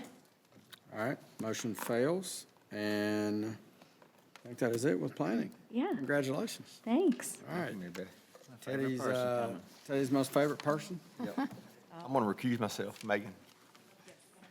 Yes, Lisa, will you please note that Councilman Shaw has recused himself from this item? Noted. Elvis has left the building. You're good. Resolution 2025-033-R, award bid number 2025-001 ITB Dublin Park Pool repairs to Johnson Pools and Construction in the amount of $19,385. We've got some problems with our baby the kiddie pool at Dublin Park, cracked plaster, some coping that's not holding water. It's just 25 years old. It's going to make, and we need to do some upgrades. Move to approve? Second. All right. Motion and a second. Any discussion? Can you tell me what the other two bids were? I have it, Corey. I can tell you on the bid tab, Johnson Pools has $19,385. Turchco was $37,000, and Harrison Gunite was $48,925. So it was a substantial savings by going with Johnson Pools. Thank you. Is there a concern, though, because he said, we're just going right at cost, whereas the other bidders put in a profit? I mean, that sounds kind of, I don't know. We're taking the low bid because he said, I didn't want to take the profit, but those two bid. We're taking the low bid because we have to. Yeah, we're taking the lowest responsible bidder. Okay, just asking I a mean- question. Yes, and That upsets you? Taking a low bid? No, just that he purposely said, I'm not taking a profit, where the other people would obviously take a profit for their bid. I'm just, since he said it, I'm just questioning whether it's all okay. But by law, And if we're that's required fine, to that's take the fine. lowest responsive, I'm just asking. responsible bidder. Okay. The real answer is Asking a thank you. question. Yeah, exactly. that's correct. And none of that information was included in the bid submission. He was not involved in the bid submission and is required to stay out of all contractual matters. So yes, there does not appear to be an issue with the city saving money. We will have no information on how it may or may not affect. Okay. It was only because he mentioned it in council that I Understood. Understood. Okay. Megan, one last thing. You did run this through the Ethics Commission. Yes, I sent them the bid documentation, and we're required to file a copy of it within 10 days after it's signed and approved. So we'll be following up by filing an executed copy of the contract with the Ethics Commission. All right? Can you update us when that's been done, please? Absolutely. Thank you. All right. So I think we have a motion and a second. I think we're good on discussion. Can we get the vote, please? Councilmember Wroblewski. Aye. Councilmember Powell. Aye. Council President Seifert. Aye.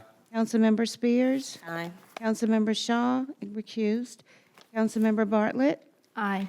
Councilmember Denzine. Aye. All right, motion passes. Thank you, sir. Yeah, man.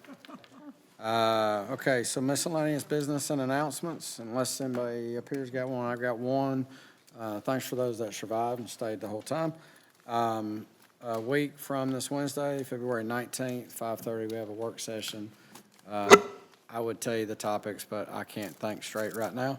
So it's been noticed, it's out on the website. If you want to see it, you can go there. Motion to, I'm sorry.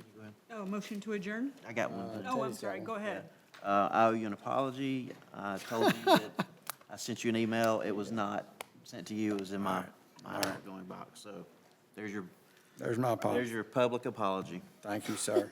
I appreciate it. Publicly scrutinized. Motion right. to adjourn. So moved. All right, thanks, y'all. Hey, when I'm wrong, I'm wrong.